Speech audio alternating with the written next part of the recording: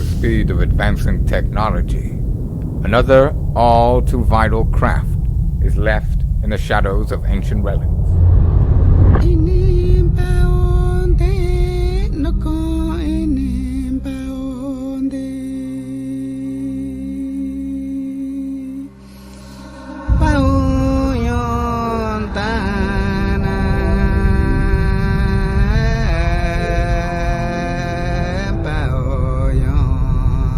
The Keymaker sequel is an innovative spiritual revival designed to awake and unlock the cosmos within by restoring the codes and commands of a vast organic mainframe that encompasses both Earth and your own personal universe.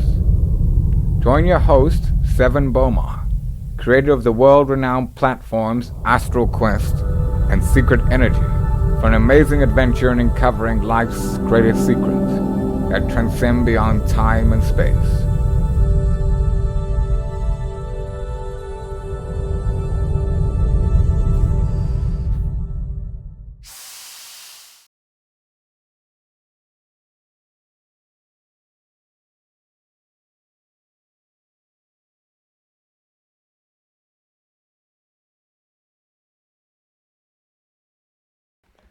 Actually, there it is. There's my sound. Wholeness and balanced vibrations, everyone. Thank you so much for being here. Welcome to the Keymakers. We're here for a very special presentation today, and we're coming in full strength here with the tribe, just to really show our commitment to your greatness and your health. And this particular part of the series, Keymakers Afterthought, is centered around the healing process that must go with this kind of information that we're bringing, this kind of wisdom and application. We are coming into a brand new paradigm, and we want to encourage ourselves and others to be much more mindful about their thoughts, their actions, and the knowledge in which they're bringing. And for us also to push closer together all the time, for us to become more connected, for us to see ourselves within each other, and for us to know that this is something real. This is not a remote control. This is not just entertainment. This is something that we engage in every single day, and it's something that means our lives to us, our souls to us. So when we engage in these spiritual aspects to better ourselves, we want to move away from just the general theories and concepts of a New Age movement, and we want to move into our ancient traditions of being together and the power of our tribe together. So today it's going to be a pretty action-packed presentation. We're going to have some people here on the panel. As you can see, there is quite a few ambassadors, specialists, members, all tribe that come to Secret Energy, the resistance, and the different efforts that we've launched in the past, and we've all come together and shared many different things. Some of the people here on the line I've not only met personally, but had an opportunity to build with directly, and others that I've been sharing this relationship with, whether it's virtual or spiritual, since the beginning of this movement, if not for a lifetime. So I'm very pleased to be here today to introduce this group to you. In addition, I think after a decade, you've seen pretty much what I'm about. So it's now time to see what we're about. And so this is an amazing time. And to kick this off, a big part of our mindfulness is actually considering that there's a great healing that is taking place. And when we do that, when we open up those spaces of healing, as we do with the Keymakers in these different shows and bringing knowledge and wisdom that maybe others didn't know, so sometimes that information can catch them off guard, we want to now come together and center around answering the questions behind getting clarity on some of these topics. And most importantly, we want to offer the support that is necessary for a person to go through the same process that we went through to get to this level of consciousness and this state of consciousness and awareness. So this is very important, but we just wanted to show you that we love you and we care for you, and so do the ancestors. And with that being said, we're going to start off with our opening honoring. We're going to start off with our brother Sven, just really giving us an entry point to connecting with our ancestors during this presentation, getting things started the right way, or the balanced way, as I always say. And then after that, we're going to go into meditation, so that way we can get ourselves settled in. We will actually be taking some questions today, and we'll even be allowing call-ins towards the end of the conversation for those who have something that they would want to share with us. So this is going to be an amazing time. So let's go ahead and get this thing jumped off, because even if everybody on the panel talked for 15 minutes, that may push us into 5 hours. So we need to, get it going so that way we can start sharing this love. So I'm going to go ahead and let my brother Sven come in and deliver to us what he has. Wholeness, brother. How you doing?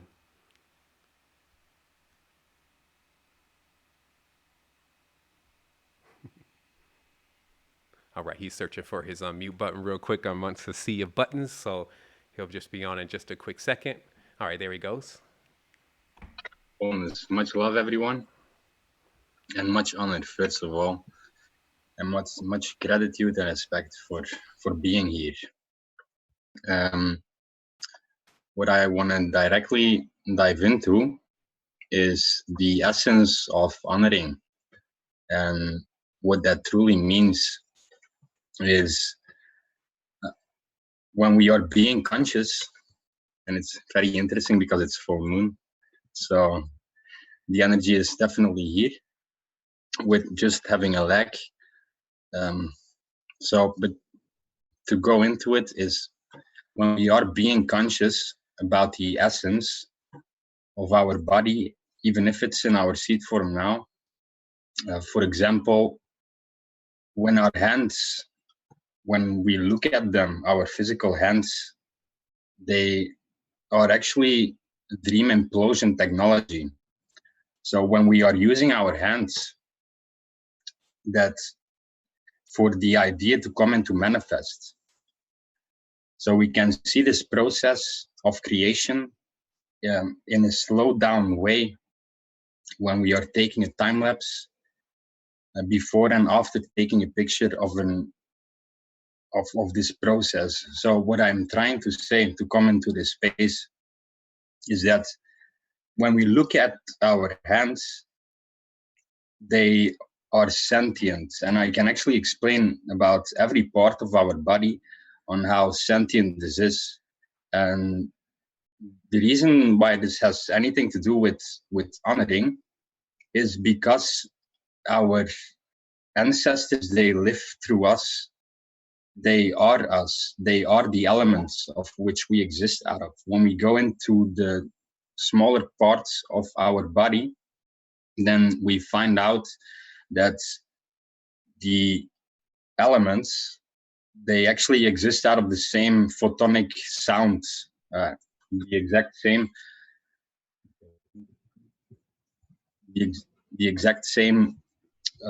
building blocks. And so when we create an honoring, when we open an honoring, how I do it is, instead of apologies, let me drink a little bit.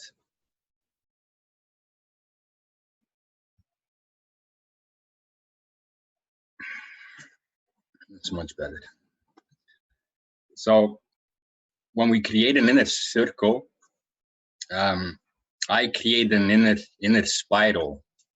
And what I do is I invite all the ancestors to come through me in a way that I have them around me in an external part and in an internal part. So we have all these elements, such as these sacred plants, such as all of these monatomics, which we have now available in these times. And when we allow them to come through us, there are many examples of this, such as having a bathing in, like when we bathe ourselves, having a flower bath, some of you might notice, or having a sweat lodge, but with the plants which we want to connect with, then we can tune ourselves up to the wavelengths of them. And not just this, when we allow ourselves to really tap into their frequency, what we can then do is allow our soul and our ancestors to embody us.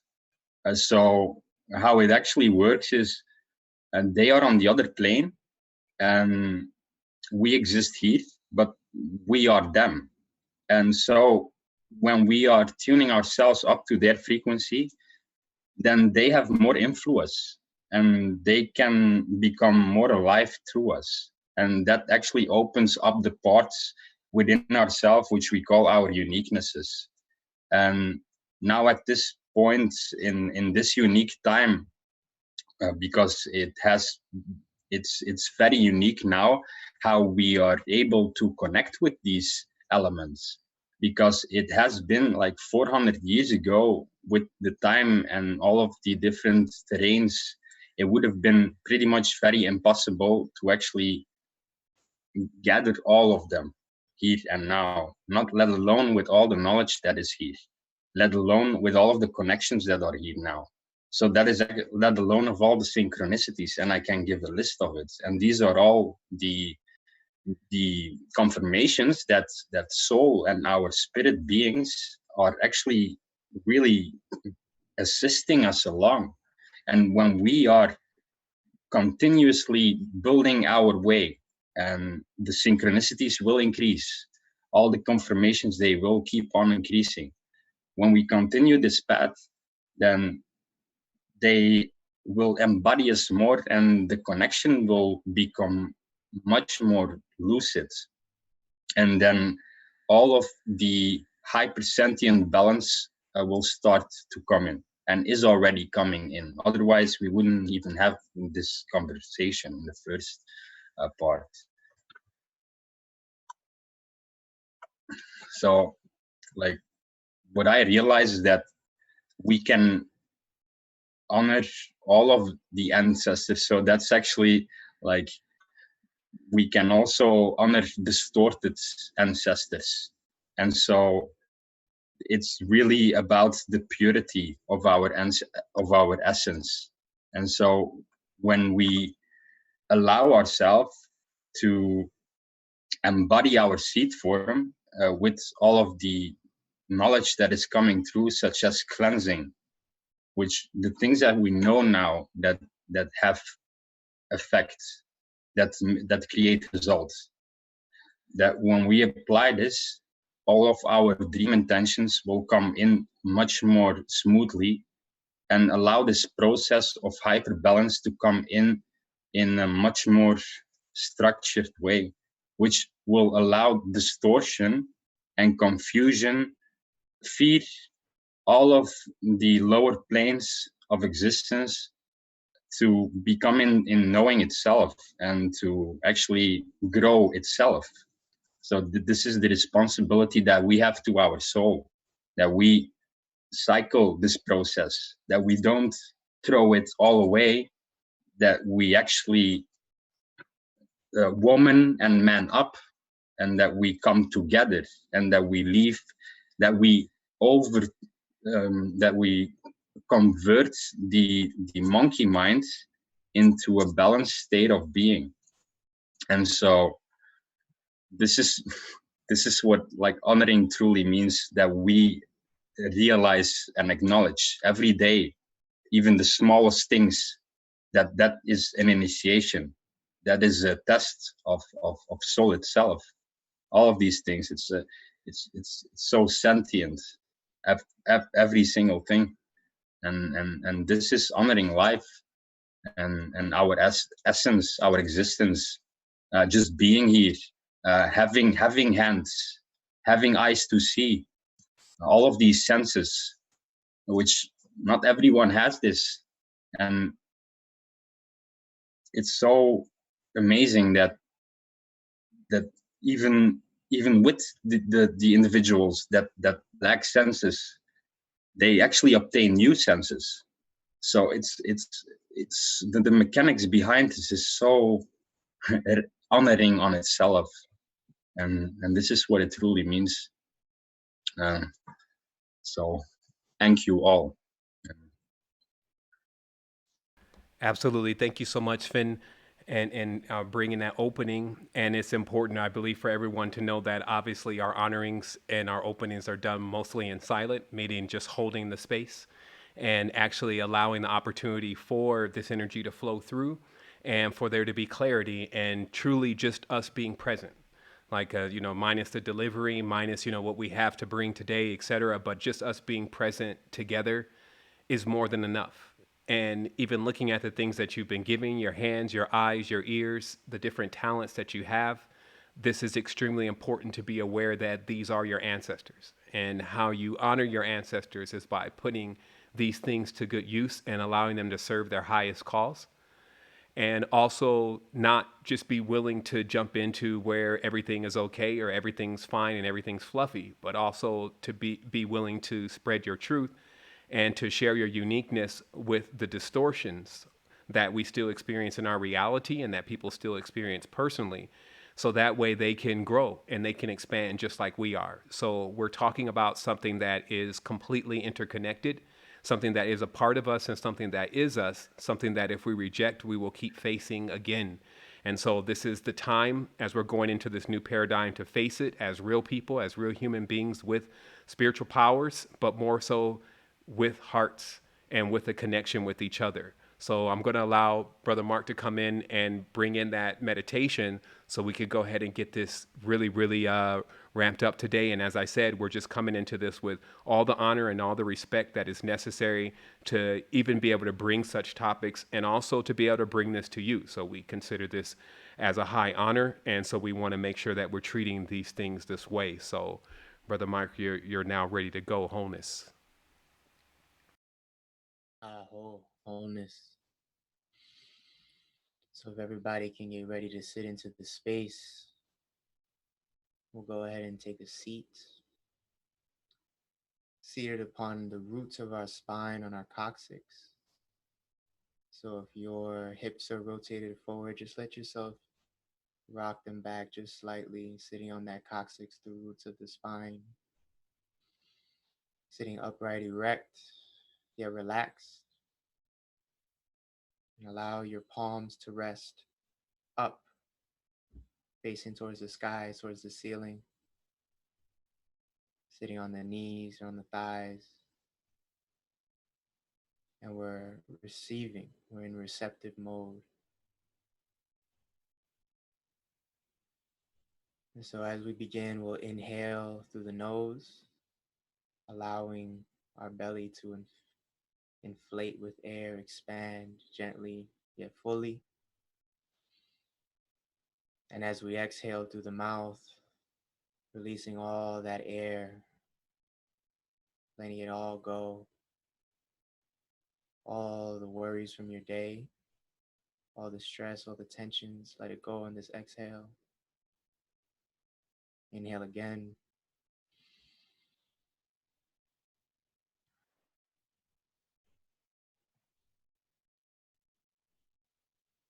And continue to breathe deeply, rhythmically, gently, yet fully.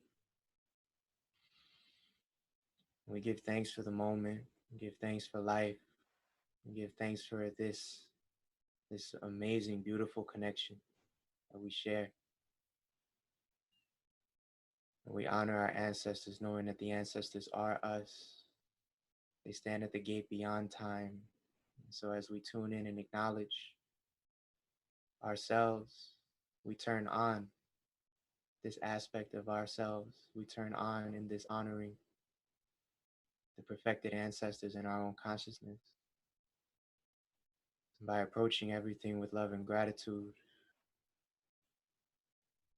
we bring it together.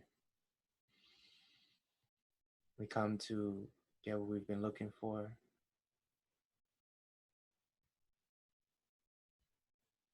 And so we honor the elements, the fire, the heat of change, of transmutation, that fire in our belly and our guts, that fire that digests food, that digests experiences, that processes this reality, fire of our spirit, which consumes to bring light, to bring heat, that fire that continues burning. Aho. We give thanks to the waters in our blood, these rivers of nutrition, of sustenance, Give thanks to the fluids in our spine, in our vital fluids. Give thanks to the saliva. And we give thanks to the waters in our consciousness and the waters of the ocean and the rivers, showing us what it means to always receive us, always being humble, bowing its head, going with the flow. Aho. We give thanks to the air, the breath, showing us what it means to be completely unrestricted, uninhibited, and free. As you inhale, aho. We give thanks to the earth, the elements of stone, the crystal, the wood, showing us what it means to be consistent and steady in our vibration. That anything on this physical plane requires a consistency to be birthed, managed, and manifested in full. So we give thanks to our skeleton, the wood of our bones, the crystalline structure within our being, this crystalline light library existing within our body and within this planet. Aho. As you inhale now, I want you to bring your awareness to rest at the center of this earth, the center of this planet. And as you inhale, breathe the energy up from the center, the core of the planet, up, up, up your central current, through the roots, through the sacral, through the solar plexus, the heart, the throat, your third eye, crown. Inhaling up the central channel.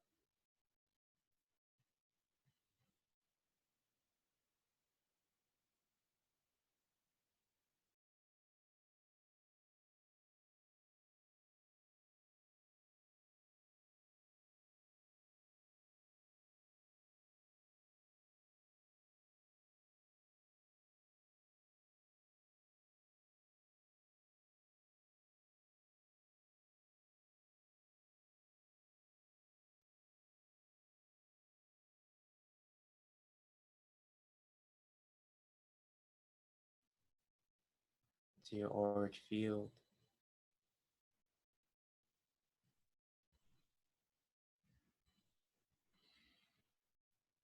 On your next inhale, pull again this energy up from the core of the planet, up your central channel, and this time through the crown to 36 inches above your head. Inhale this energy up,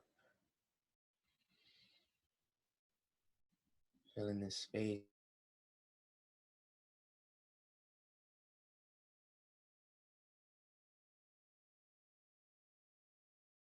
A flower.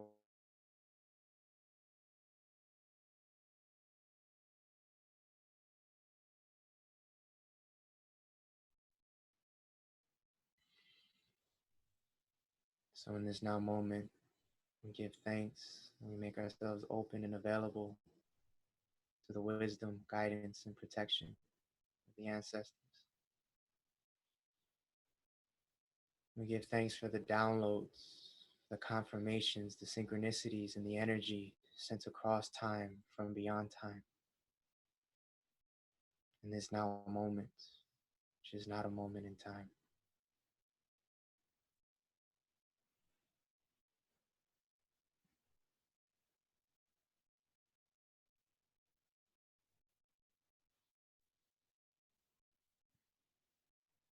As you feel this energy circulate through your being, through your field, allow your feet to soften, your knees to soften, your hips to soften. Let your belly soften as you breathe. Let your rib cage soften. Let your heart soften. Your chest soften. Let your throat and your thymus soften. your shoulders soften.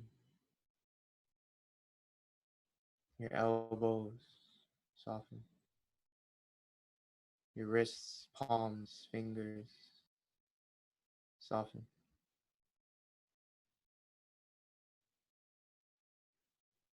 Feel your shoulders loosen and your neck relax.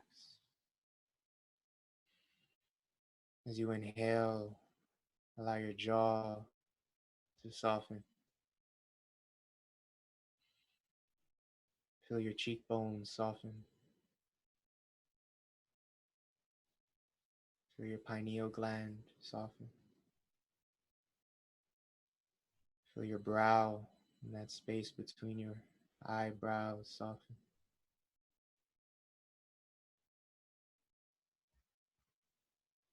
Feel your temples soften.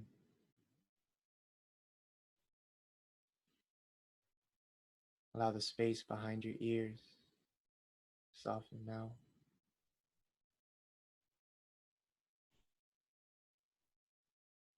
Let your crown soften. So you make yourself completely receptive to this energy of our connection, this energy that we share collectively. And you sit here in this present moment. Make yourself aware of the fact that we sit here collectively as a planetary tribe, sitting with ancestors who are us across time, beyond time. Inhale.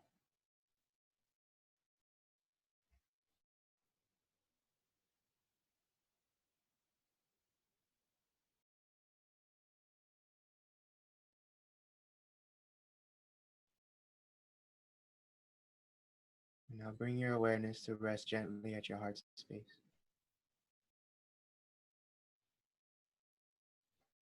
As you inhale, breathe and center all your energy into your heart. Center your awareness in the focus of your heart. And as you exhale, expand your heart space to encompass your whole view, all of your energetic centers, your entire field.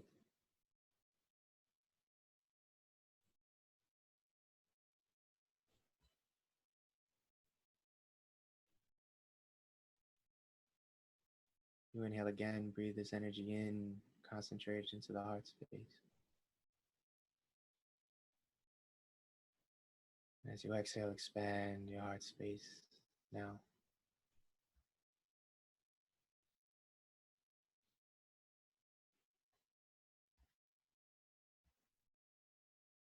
And when you're ready, bring your hands over your heart space, fingers touching, palms touching gently in this centered position.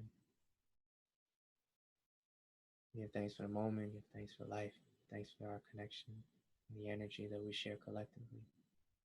Aho. When you're ready, you may flutter your eyes open. Simply be present.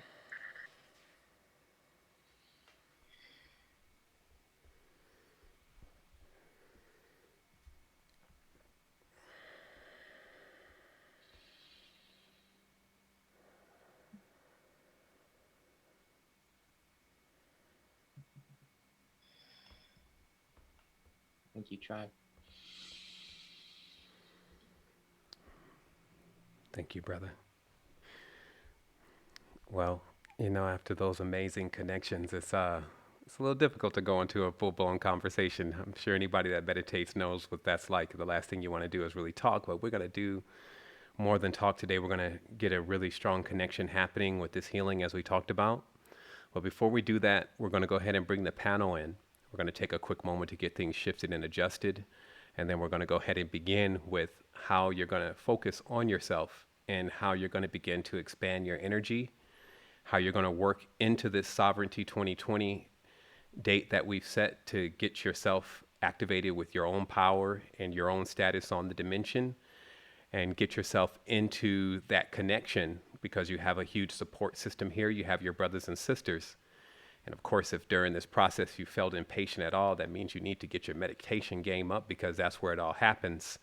And if you are in fear of anything that is going on in this reality, or you're unsure, that's what you have your ancestors for, is because they offer that foundation, and that's built inside of you. So it's not something that you need externally. We are here, as reflections of you, to show you the potential of what can happen, and also to learn from you, and to be here and present for this reality, to connect and to enjoy this experience. So I'm going to go ahead and take this moment. We're going to put our hold screen on really briefly, and then we're going to bring forward the panel, and we're going to jump into this like you love so much. So just give us one quick moment. We'll have that start screen going on for just a second.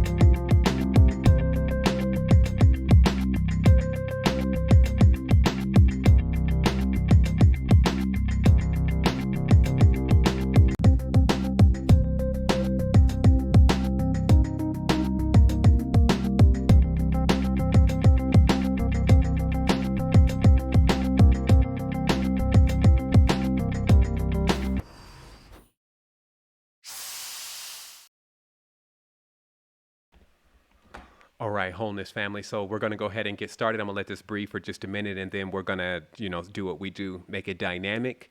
And we're going to be looking to get you out of here in about an hour and a half. It's Friday night, maybe. If anybody's heard my times before, they know sometimes it's not as accurate, but it's still an amazing adventure anyway. And what else would you be doing on Friday, right? So what I wanted to start this off with, because this is for sure an open conversation today, meaning it's not an output, it's more of an input. So we want the input of the audience. We want to make sure that we're going through your questions and your concerns about not only what was presented in the Keymaker, but just to understand what we're doing in the Keymaker series is we started off with Kali to bring us even below the root chakra. As you know, the root chakra is red, Kali is black, so it more is centered around the legs and the feet area, the beginning, the wildness, your first advent into this, and what you would really need to shape up into the perfected side of Kali, which is the Shakti, which is the energy that moves through the entire planet. So when we see a greater perfection in ourselves, just as we were talking about in the honoring and the connection, we also see the activation of these abilities, and it is very real.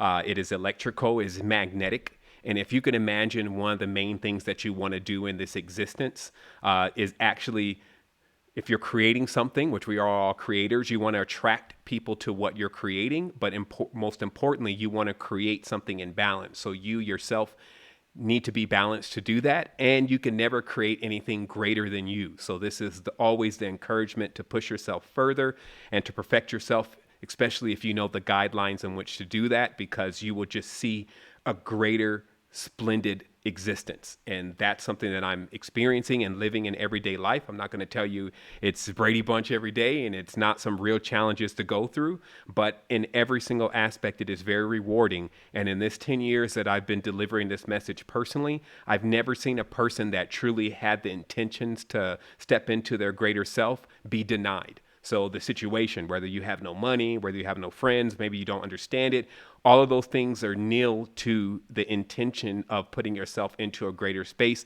And what better time to do that? This reality is putting us into a position where some people even are preferring to see what probably goes on the other side rather than being here. But just in our experience in the reality, it urges us to make the connections and connect the dots with what's happening in the reality, what's going on with our soul. So before we begin, I'm going to give an introduction here, or give space and time for an introduction for the panel members. I'm not going to introduce them myself because it's better if they introduce themselves. They'll keep it short and sweet, but it is very important for you to know who you're dealing with. So they're just going to give you a brief bio about themselves.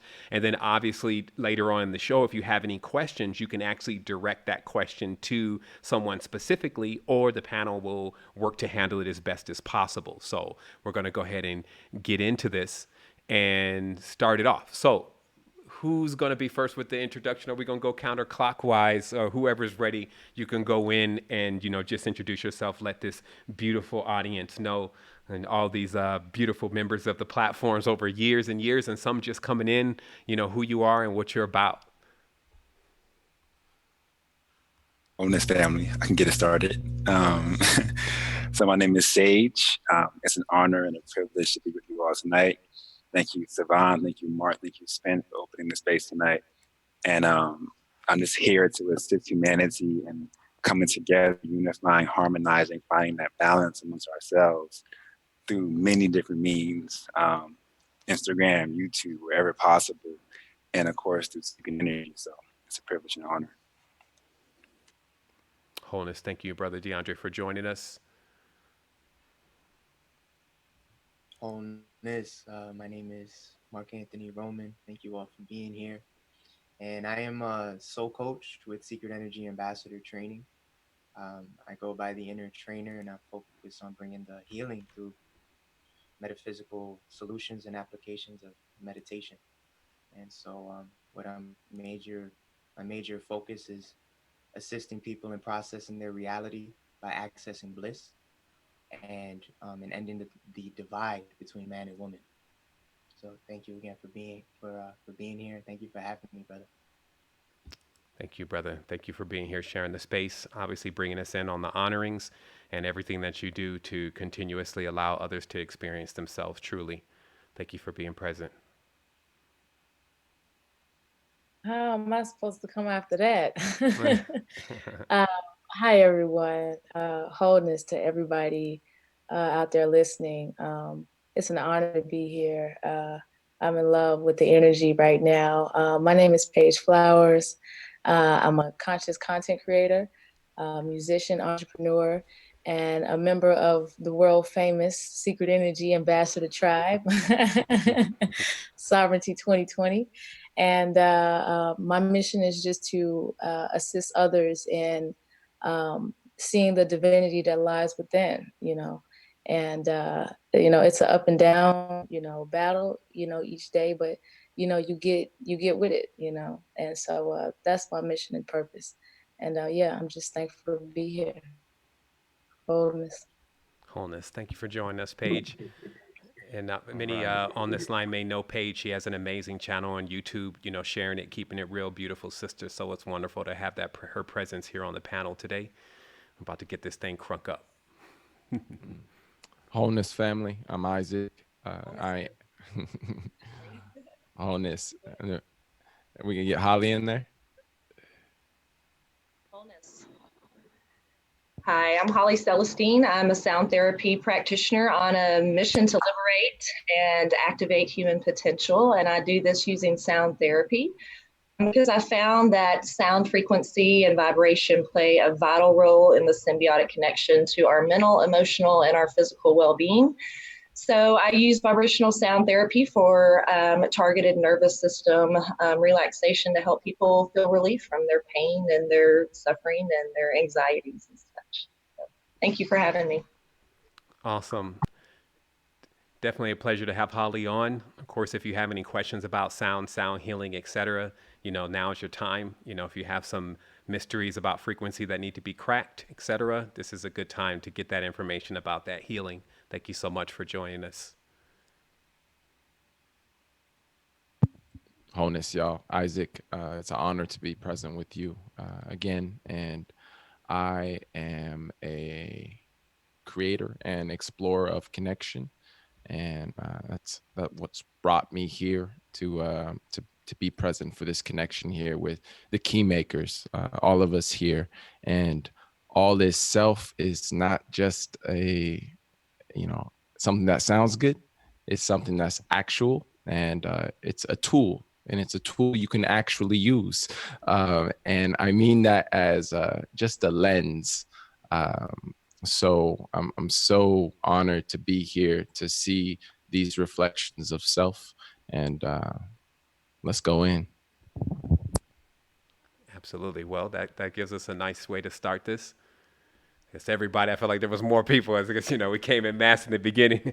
So yeah, let's go ahead and get this crunk up then. So the purpose of, again, this meeting today is to do a deep dive, and deep dives mean we want to explore some stuff. We don't want to go off of notes completely. We want to really, really just dial into what we need now. It's about to be Thanksgiving, I guess. Is it Thanksgiving already? Yeah, they had Thanksgiving. Okay, so and now they're spending money, right? So it's about to be Christmas, and that's going on, right? But since the last 30 years, this is what we've been looking at as a people, as children, as members of the reality, and so we see the redundancy. So how do we get something different happening? What is it going on internally with us individually, especially if we can paint some broad strokes here as far as what we're experiencing and what we experienced when we were younger that is affecting us now and making the proper decisions that we need to make to stay in alignment with our adepthood. So that's really the preface to today's opening of the conversation, is really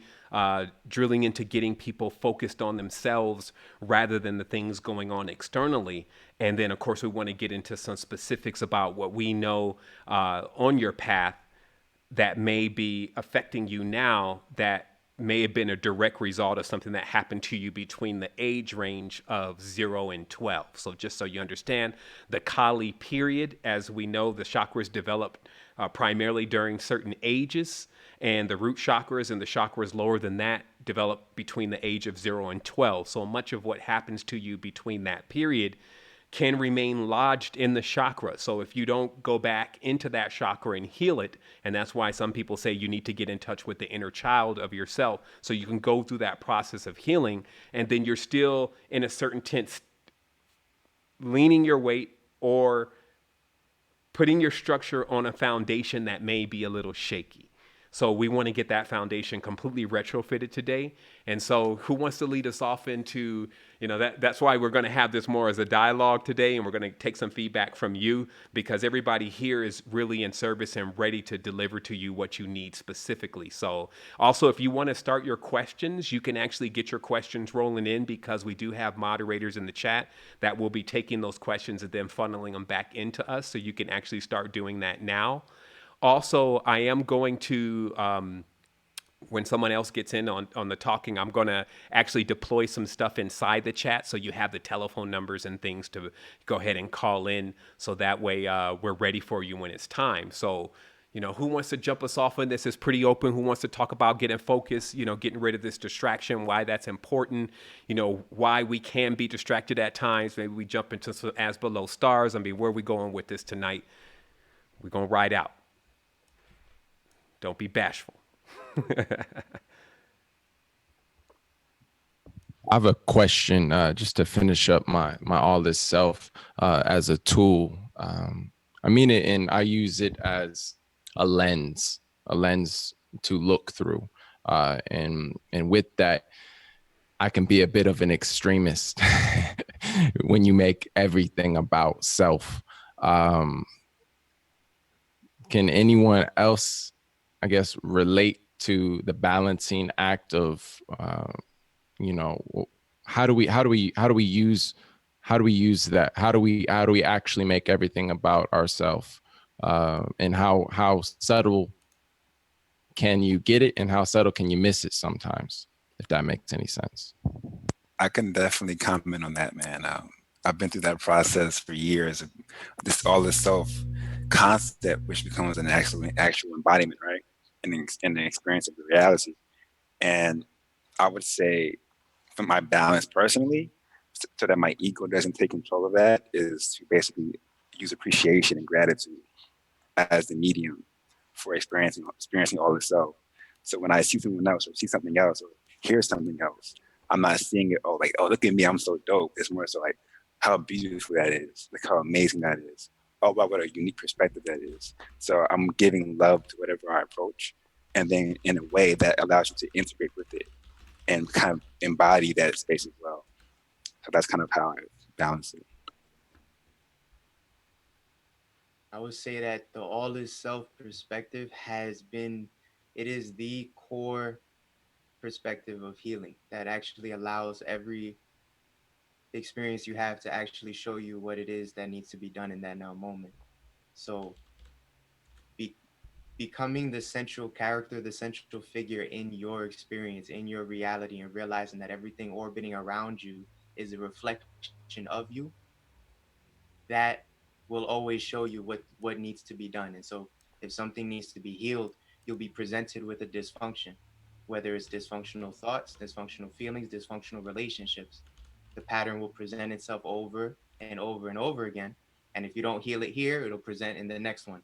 If you don't heal it here, it'll present in the next one. But usually, because energy aggregates, it accumulates, it'll be an even more drastic situation than last time. More energy behind it, pushed into the stagnancy. So what I've seen is that was the major catalyst along my journey. I would say the first 3 big lessons for me were recognizing that this is all on me. There's no, all of this is about me, and it's all about me. I'm the central character in my experience. 2 was detachment or non-attachment, and 3 was forgiveness. So recognizing that this is all about you changes your whole approach to something, because we can get into these spaces, especially I hear it a lot in the conscious community regarding our family, that when we're going to these these times like the Thanksgivings and the Christmases, there's a lot of complaining that goes on. There's a lot of complaining, and there's a lot of vibrational you can't seem to deal with it, can't seem to put up with it. And it's I understand, I definitely understand, and I experience the turbulence at times as well. I will say that I have a more supportive family than most, but there's still that integration process that needs to happen. Now, when you realize that you are the central figure in your experience, then you realize that if something's not working, then it's because of you, ultimately. So instead of trying to make it about them, let me make it about me. And what that does is that essentially I just change my approach. If that's not working, change your approach. If that's not working, let's change our approach. And that is what I've observed to be the most fluid, consistent, because you got to be willing to change. You got to be adaptable. You got to be fluid. When you're raising your consciousness, you're elevating your consciousness, you're becoming aware of more things that, let's say, other people that you may be very close to aren't aware of. You automatically become responsible for those forces. So you being more aware means that, listen, when you chose this path, because of how amazing it is, it also means that you're going to be responsible for about 99.9% of all your relationships. And being the central figure, the central character in your experience, and knowing that everything's orbiting around you, that you are the sun in your experience, and everything that's being attracted into your reality is orbiting around you. And then ask yourself, why does that come into my reality? Why is this person here today? What kind of connection do we have? Is it a physical? Is it mental? Is it emotional? Is it spiritual? Why did they come here today? Because we're all resonating for different reasons. So I feel that that's the key point there, Brother Isaac. Like with healing, it's always approaching it from an inner perspective. This is how you decode your dreams too. Is that, what is this saying about me? Just detaching from all of the identity part of things and just, what is the thread here? This is saying something about me. And that's it. That's it. And Brother Mark, that really leads us just really cleanly into one of our questions that we have, and that is, what is the most efficient way to do inner child healing completely?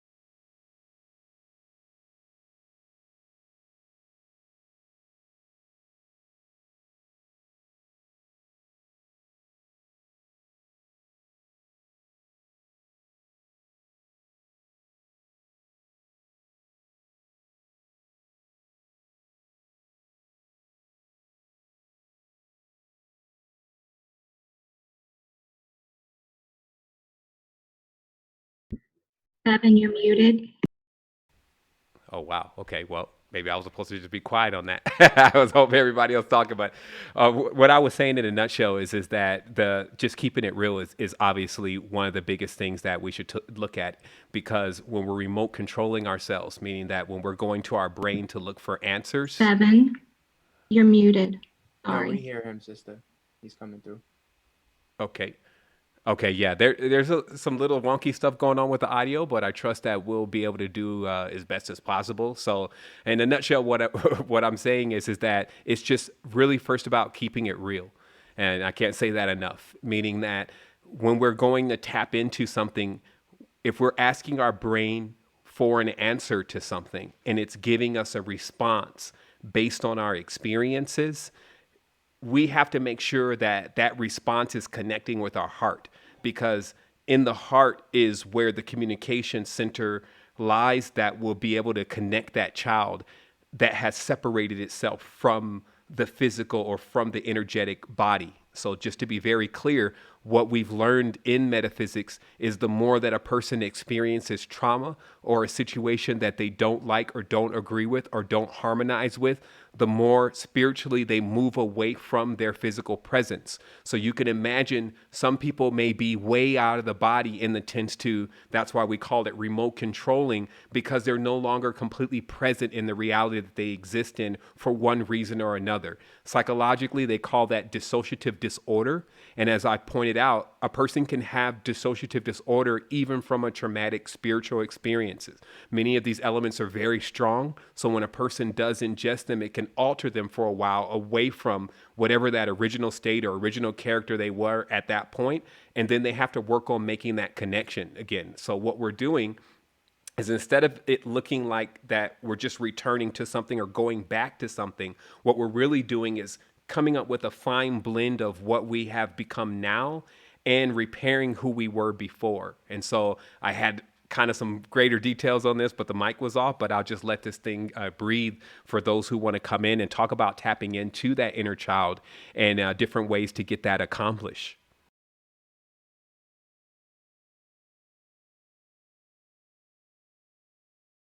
I can go in again. So this one thing that I've done in my practice is like you said, you have to contact, you have to re-bridge the connection, you have to find that person within yourself, because it's never dead, it's always there. We're timeless indeed. And I use personally visualization. I tap into memories from my childhood, especially those that have triggers. Whenever I felt an emotional trigger or some kind of just like that doesn't feel right, I try and find it within my consciousness, within my memory, and I reconnect into that space, and then I send love to that kid, into that child, which is me. And in that way, you're almost you are time traveling, and it's crazy because you can actually rewrite the past by doing that. You can actually touch yourself in the past, which can now affect your future, which is all present. And so that's how I do it. Through visualization, sending love from where I'm at now to where I was then, and then forgiveness. I forgive myself in those moments of, hey, you were 7 years old. Hey, you were 12. You were however old you were. It's okay. Whoever did that to you, it's okay. And what you did is okay. Because here we are now. Let's move forward, empowered, and in a state of love and harmony. So yeah. Yeah, and what I was feeling come through when our brother Sven was essentially saying that everything that's present, in this reality, in this physicality, is not just reflective of us, but of our ancestors. Not just honoring the ancestors through your presence, but also honoring maybe the distorted ancestors, which is you, but in a real moment, every moment. And we just came off the holiday, and we were with family, we were with friends, and there's so much that can be reflected just in your interactions with these real people in your life. And if I'm looking at what may have gotten closed up in my root chakra from childhood, some things just off the top of the heart, not the top of the head. I would say things like to behave, or to be good, or to be some sort of something, whatever that is. And you can feel those things that are locked in your chakra in the interactions, especially with people that you've known since birth, especially with family, and to not question the authority figure. You can still feel those present, and honor them in physicality and energetics of this now moment. So that's what I got on it. Also, keeping in mind of the hyperdimensional self.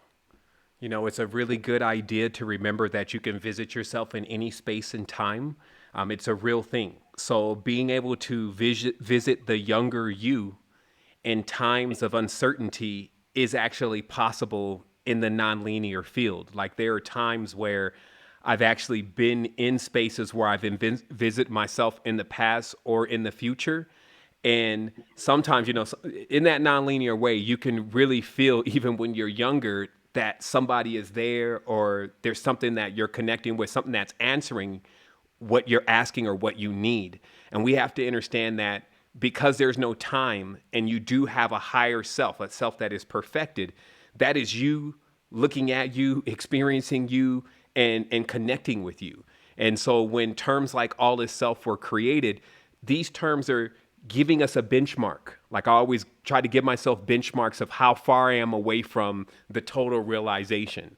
And I often say, well, that's when you'll finally figure out where nothing comes from, which is beyond thought. That's when you finally figure out that all of this, even the things that disgust you, or even the things that you feel like are not a part of you, are actually you. You know that for real because math proves that, geometry proves that. There's so many hard-coded things that prove that, but you're still in a space where you're not completely aware of how that works. And that's where the healing comes in. Because if there's still some unsureties about, just what your position is here, and I always say that if you're not comfortable with where you are now, you're going to be wanting to move a lot of things around in the past. You're going to have a hard time healing and moving through things because you're going to see that as the reason why you're not where you want to be.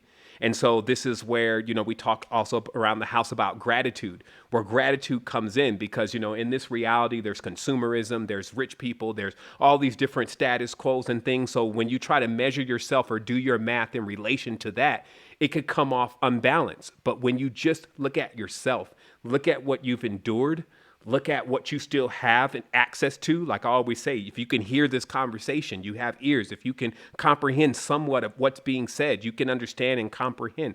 Those are gifts that can take you very far. But if we're constantly looking at that we don't have enough and that this thing that happened to us has impaired us, then it doesn't allow us to move on. So we're forced to go into that space and deal with it. And these are some of the techniques. Like I'm sure, Holly has some recommendations, but our goal here is to find that fine tuning for you because every person is unique. Some people can handle that by going off by themselves to another country like I did and spend enough time by yourself to start the breathing processes and the exercises, etc. Some don't necessarily have that luxury or that preference, but find themselves centered more with other things that connect them.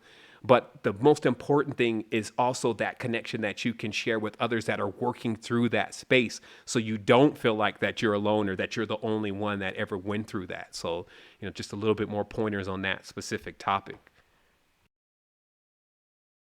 And to add to that, our memories are stored in our energy field, which is what creates energetic imbalances around us. And we have a biofield anatomy, which totally paints a picture for us. So when we're having issues with our knees, that's challenges with attachments and letting go. Or it's people who are confused because they're facing obstacles and they don't know how to move forward. So different parts of our body, whenever physical ailments presents himself, it's usually because of an energetic blockage or stagnation that's going on in the energy field because we're electric beings and our voltage needs to be, high and intense because we've got so much going on and we're discharging so much. So we have to recharge ourselves and we have to learn how to do those things. And one of the ways we can do that is even through your own voice, just by toning, just different, like what we did earlier in our presentation, just toning the different vowel sounds and your body automatically draws to it the frequencies that it needs. And when you're imbalanced or you have certain tones that are being overstimulated or overworked, they don't sound so good to you because you've got plenty of that in your system. And then tones that are understimulated or out of balance sound great to you and your body's absorbing them all in. So your body knows what it needs and it automatically wants to balance itself out. Amazing. I think we could take another one of those questions also. I guess, Isaac, you may have those questions lined up over there, so I'm going to let you go ahead and grab that.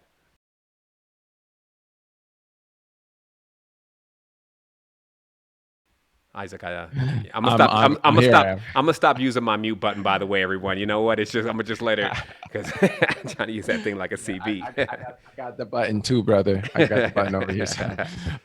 So I shared a bit of what possibly could be in my root chakra that has presented itself that might have gotten locked in. There is the question that really targets specifically, how does one heal the root sacral chakra from sexual abuse as a child? We don't have to necessarily hit that on the head right now, but I just wanted to also, in addition to asking that question, open it up. Is there anything else we want to be real about and share, our own testimony of what might be, locked in our root chakra from childhood? as far as trauma goes, or anything you want to share. I can answer that for sure.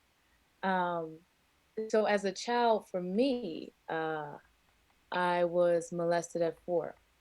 And also, what was going on during that time too was a lot of domestic violence in my household that was going on during that time. So I had been taught fear, left, right, you know, just walking on eggshells, you know, to never feel safe, to always feel insecure, which all, I mean, it was the recipe for unhealthy chakra. And so by that going on, and me actually not having an outlet to express this with family members and friends and to tell someone, I carried that throughout adolescence as well as adulthood.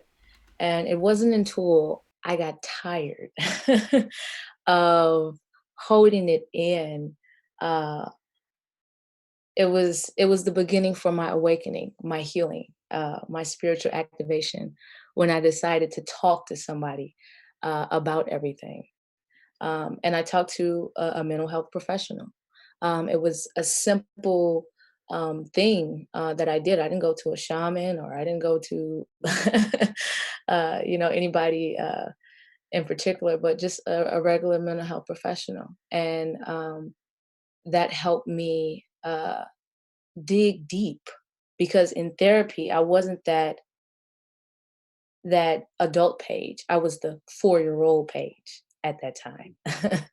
And all of that was coming out. I mean, left, right, I called myself in therapy like, man, where did that come from? Like, I didn't even know I said that or whatever. It was just total activation of me going back.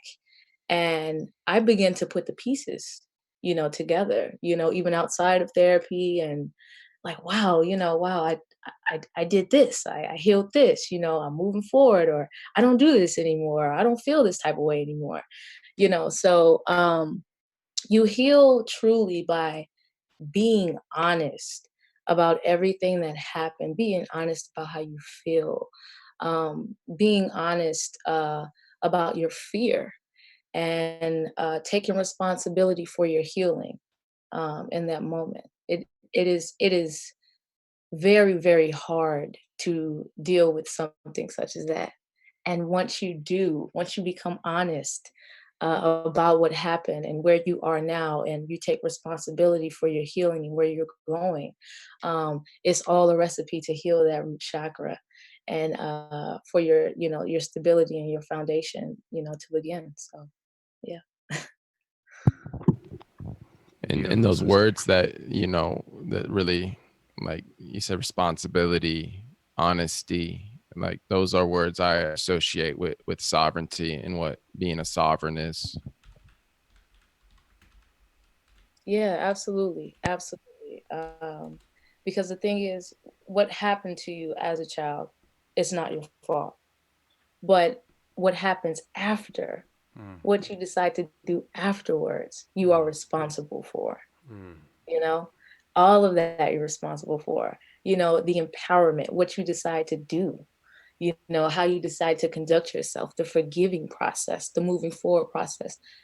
I mean, that's sovereignty, freedom from that situation completely, and looking at it, from the standpoint of, okay, this was me, the entire time. I'm learning from this. I'm evolving from this. I knew that I had to go through this to grow, to be who I am now, so yeah, absolutely. That is sovereignty. Wow. That's powerful. So those experiences become our medicine. They can either be poison, or they can become our medicine. Absolutely. Absolutely. Oh yeah. That's powerful. And I really like what the sister brought forward too about healing together.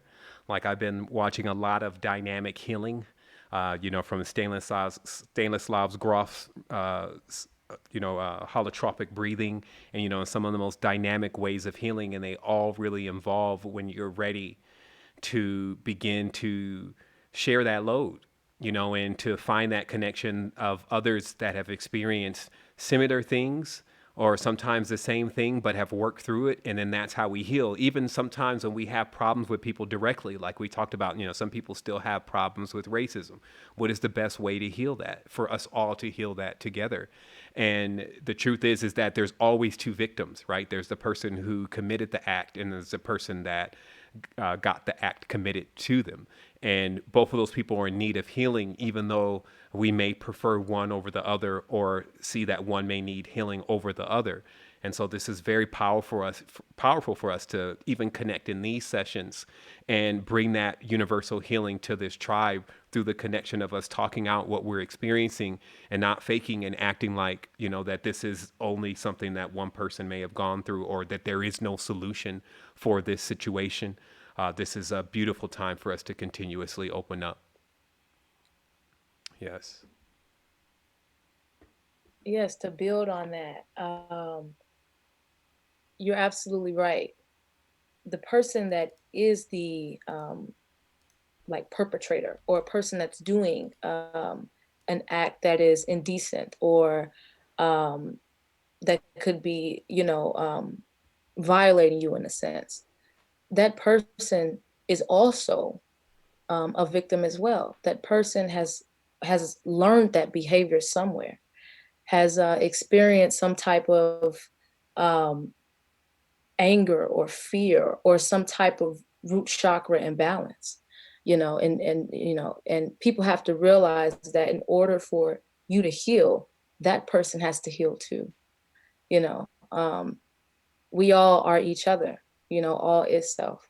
And, you can't move forward unless you do try to forgive, unless you attempt to understand why it happened and how did it happen, and their perspective, why they were able to do what they did to you.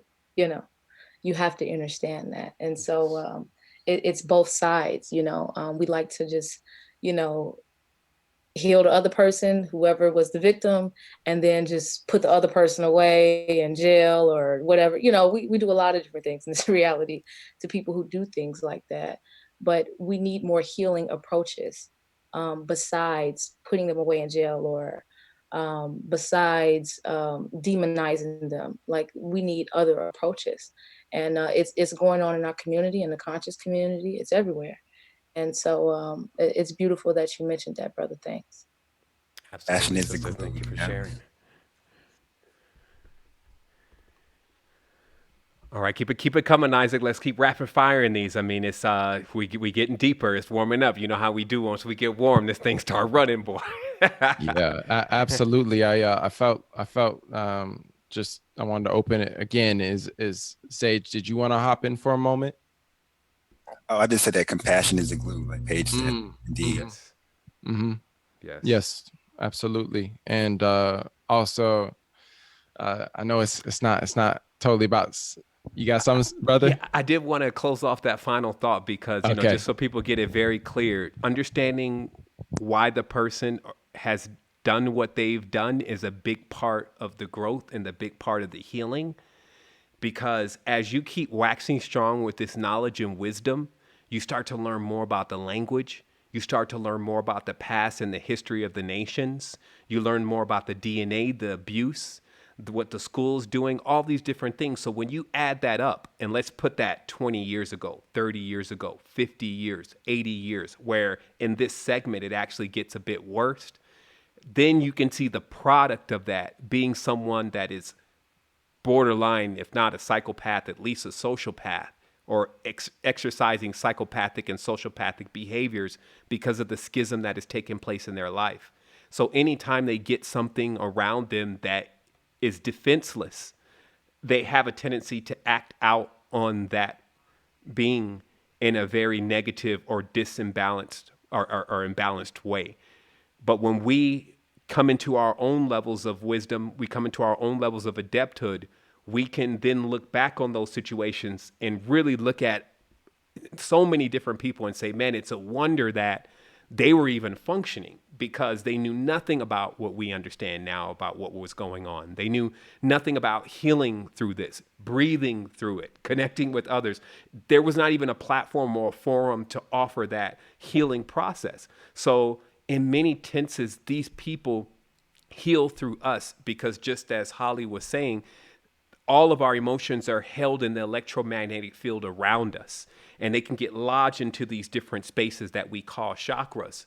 And then when we live or have that experience where that person is still sealed in that world with us, we can also release that person from that world and basically remove them from that static position inside of us by letting it free. But first, that's why wisdom is so powerful, because it brings you into this kind of awareness, and thus you don't really expect anything from others, and so thus you're not easily let down. And this is just such a powerful dynamic way of taking an experience and becoming the victor rather than the victim, right? Taking the experience and really knowing that we've never seen anybody that was really dynamic that didn't go through something. Just taking that experience and really seeing it as, well, either this is super bitter medicine, almost poison, or if I dilute this a bit with the well of wisdom, then it actually become the salve to not only heal myself, but also to heal others, because then I can actually say, oh, I've been there, and here's what I did to heal. Just as Sister Paige is telling us now, that's why it clicks and it resonates with people, because she's actually been through the real experience and gone through that experience. So for those that may have not been able to find the courage necessary to actually get themselves aroused to do the healing, they are able to look at her and say, well, she let it go and she looks great. So I can let it go, and that should put me in that same shape, and you will be exactly right about that assessment. So I just wanted to make sure that is really clear to people how you get to the point of understanding why a person did what they did, and then how that would equal healing from you, but what kind of data, if you may, wisdom really brings you to that notion. And that's just, again, looking at all the poison that is sometimes procured in the reality, or most of the time procured in the reality on purpose, and then realize that person was actually suffering from that poison and infected by it. And, and this is the antidote. I'd like to chime in there when you said breathing through it, being able to recognize that we have these past experiences, but they present themselves in our field in the present moment. So there's kind of be a balance between going too far back and digging for the dirt in our past, and then just saying like, hey, my root doesn't seem to allow energy to flow through it when I push energy through it. So let me just keep doing that. So taking on a meditative practice and breathing, just literally sitting through pushing energy or pulling energy through the root, and allowing and just sitting with that. And that'll give you so much insight that we actually don't have words for. Because you ever had somebody touch something and they're like, oh, I didn't even know that hurt. I didn't even know, like, I was doing a massage, and I didn't even know that ever hurt. It's just so tender. And you don't even have words. How are you gonna say this fold of your skin on this millimeter of the bone, like you it's all present in the body. So you start releasing when you start breathing, and then the connection to where it came from starts happening. Like personally, my journey has been very, I don't remember so much from my childhood, like beyond eight or nine. So it's more about what am I doing now that's dysfunctional? What hurts right now? What is tense for me to go into? What experiences seem to bring out any falseness? Any of that falseness needs to go. I'm gonna breathe through it. So I treat them all as reference points, like if I need to know, so I see it all as a dream. Like if you're in a dream, what are you gonna do? People present themselves to you and a certain theme happens. And so you're like, okay, what does that person represent to me? What is that? What is the theme of this dream? You could even ask the dream, what do you mean? And then you'll get an answer. Then if you look into your open-eyed experience, people represent something to you. There's a certain thread. You're resonating to certain things consistently throughout your experience. So if you can identify those reference points, identify which ones make you feel the triggers, even the little ones. The little ones are so potent because they can come up from different angles, but be the same thread. And then you're releasing them in small doses. It's not just about the big ones. It's not just about the big traumatic ones. It's just like, I had somebody a brother do a quick healing on my shoulder. Again, I didn't even know it needed that. You know what I'm saying? It's all about what's present in the now moment. So I do want to highlight, just like as Holly was saying, like, they all are present in the field right now. So if you try to move energy through the field, because essentially what we're talking about is, why would you need to heal? Because what life is asking of you, what you're becoming, is going to require that to not be stagnant, is going to require that to not be distorted, is going to require that to be clear, so that when the energy passes through, it's clean like water. It's like an ion drive, just pure energy flowing through, and it's seamless. When we have these distortions left in us, that in the now moment, it just creates a muddiness. So you try to work with someone on a project and you feeling jealous, or you try, like, all those little things are, I call them healing opportunities. Maybe we need a better word than opportunity, but just any moment is that ability to heal, and utilizing those perspectives on going back. So having that dynamic balance is key. And my first inner child healing was meditative. Most of my healing is through meditation, because I can see so clearly where things are coming from. If you can find the root, you pull it out from the root, and then let the rest go. You know what I'm saying? So training that letting go muscle is huge too. That's why breathing is so critical. When you exhale, you're letting go of each moment. So if I had to give anyone on the line right now, and anybody tuning in, like, an exercise, because I'm all about the applications, like, if you feel like you need some inner child work, like, to get into, and you can do this right now, you can do it later if you think about it. So let's say you close your eyes and you visualize your life as like a yearbook or an album of your life, and you started at the end of the book, and the last picture was today. So you start with today, then you flip the book back, you flip the page back, and you see yesterday. And then you flip the page back, you see the day before. And you flip it back, you see a week before. And then a month before. Then 3 months before. 6 months before. 9 months before. Go a year back. What did you look like a year ago? What did you feel like a year ago? What spaces were you in a year ago? And make sure you're breathing through all of this. 3 years back, 5 years back, and take it to when you were 16. Take it to when you were 13, right? When you were 9, when you were 7, when you were that 5-year-old kid, when you were that child. And then when you can really hone in on what that child feels like and how they feel in you in this now moment, just give them all the love they needed. Tell them everything that they needed to hear. That is everything you need, right? You can ask for a message from them. You can give them a message. You can interface with your consciousness in any way you need to, because as Savant said, this is all multidimensional. You can access it now. And I received this technique from the sister Evelyn Gedda from the School of Remembering. And this was the first inner child healing that I've done. And a lot of times they're massive milestones. That's what you need in the now moment. And then you just keep going until you see it becomes a problem again.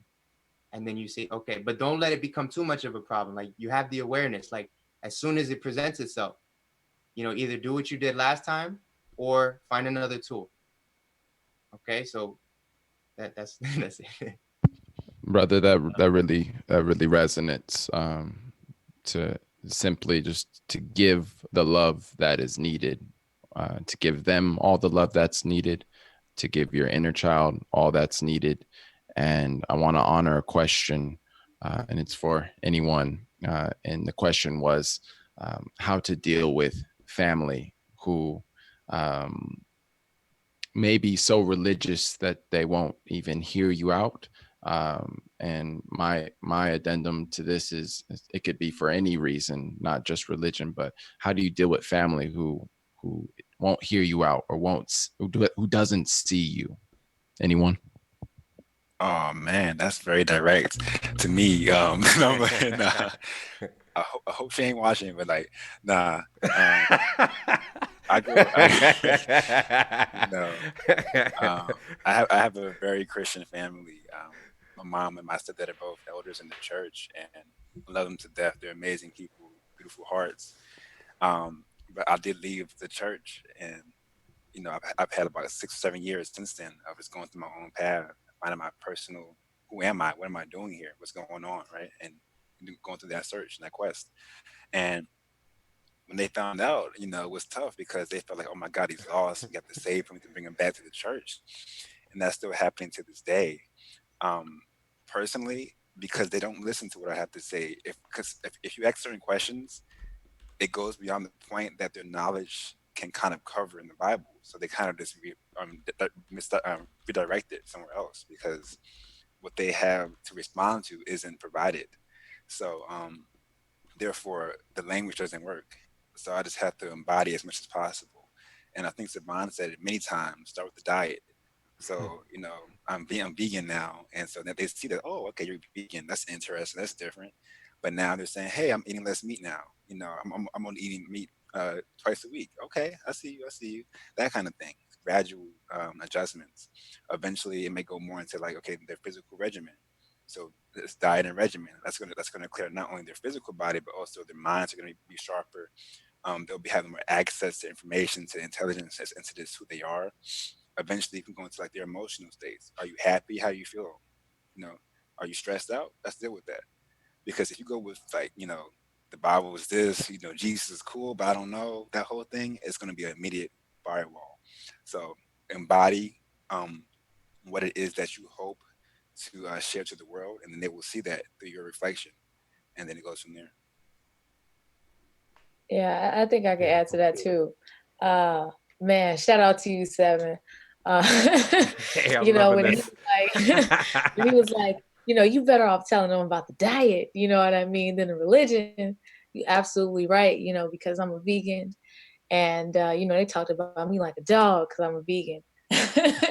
And they were like, oh, man, we ain't going to eat that meat. You know what I mean? We're not going to, we're not going to be vegan or whatever. We still don't eat our meat. But as they saw me drop weight, I had dropped like 60 pounds. And they were like, okay, It's working. we're going to incorporate that. So, now everybody in my household is like, they're eating vegan or they're like flexitarian, when they feel like it. So, but even that has changed. Like I see the rapid synchronicities with them all the time. Like my mom came in the other day and she was like, I read this article. Did you read it? I sent it to you.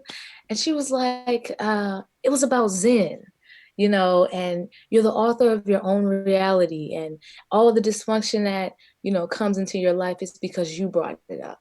And I've never heard like my mom say certain things like that. You know what I mean? Like, because they all are like religious, but with me, they've become a lot more open-minded just by diet, the way that I operate and move through space and, deal with my time and deal with people. They see that, okay, well, you may not be religious, but, you definitely tone down a bit. The things that you do is a lot different now. And, they're more open, now, because of the cleansing that's going on with their bodies. And, once, like Seven says, you come online, they don't have a choice but to respond to that particular frequency. And I see that with my family. It is a lot slower, of course, than my progress, but it is going to happen, just because when I grow, they will too. I don't have to tell them, hey, your God ain't real or Jesus is false. You know what I mean? I don't have to tell them that, but they'll feel that through me, So, yeah. Absolutely. And Yeah. there's another thing, because there's kind of an overall energy, and I guess that's been after 10 years of pursuing the path, right? So we have to remember when paradigms shift, today may not be the same as tomorrow, and you just got to get used to it. The only thing that's guaranteed is change. And with that being said, there is in the conscious community, overall sentiment for family members who are not engaging in, these advanced levels of spiritual awakening, okay? And then most people will even kind of go at them in somewhat of a negative way. Stay away, they'll poison you. I can even see those comments in the chat. And we also understand why those comments are put that way. But here's a challenge to that mindset. At a certain point, when you're done with yourself, because you have to reach some kind of balance with yourself, some kind of Zen position to where you're no longer yinning and yanging and reacting on every single emotion. You're just in that space. And when you're in that space and you start focusing on things that you would want to see a different way, let's say, for instance, and I can only speak directly, I wanted to have more of an interaction with my mother on a deeper level of consciousness because of one thing that I've realized more so than anything else in this spiritual experience, and that's it's a family. It's a tribe. We are carrying each other's DNA. So sometimes when you're working on healing, if it's all about compassion, instead of bashing the person, maybe you send them some flowers. Like, think about this. Since everybody is like an orgone themselves, a waypoint, the ones that are most powerful or directly related to you sometimes are those family members.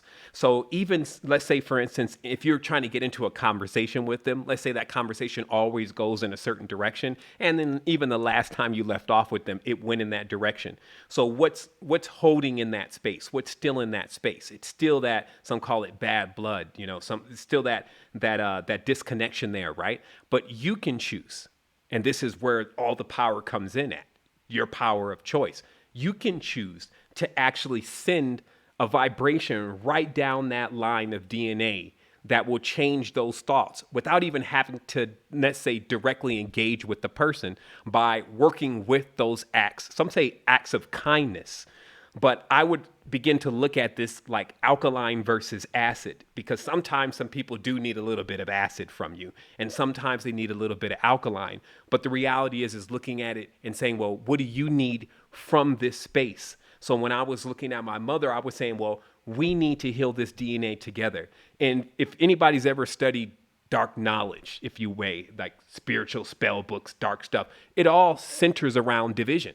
That's their primary goal, to separate mother from son, lovers, children, fathers, sisters, brothers, to just work in division. So I made a pledge to myself that division wasn't an option, to challenge myself to come up with something beyond that, because that is practicing dark magic. So if I'm saying I got to get away from them, well, where am I going?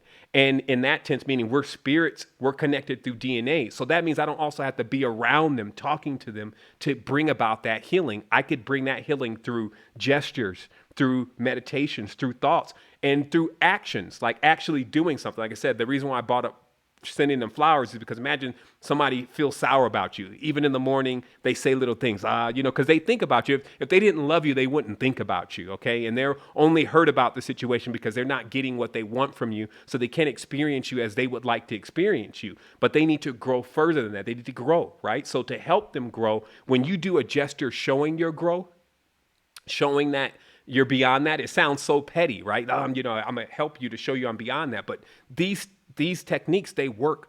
They're golden, because let's say you send those flowers, this person, this mother, this aunt, whatever, she's been thinking bad, but now she gets these flowers. It's hard for her at this point to keep these negative thoughts going on. You've literally sent in another level of power to counteract that force. And why are you doing that? Just like we said, all is self. It's because you're working more at healing these DNAs and these different waypoints that actually have formed themselves an idea of who they think you are, which is not correct.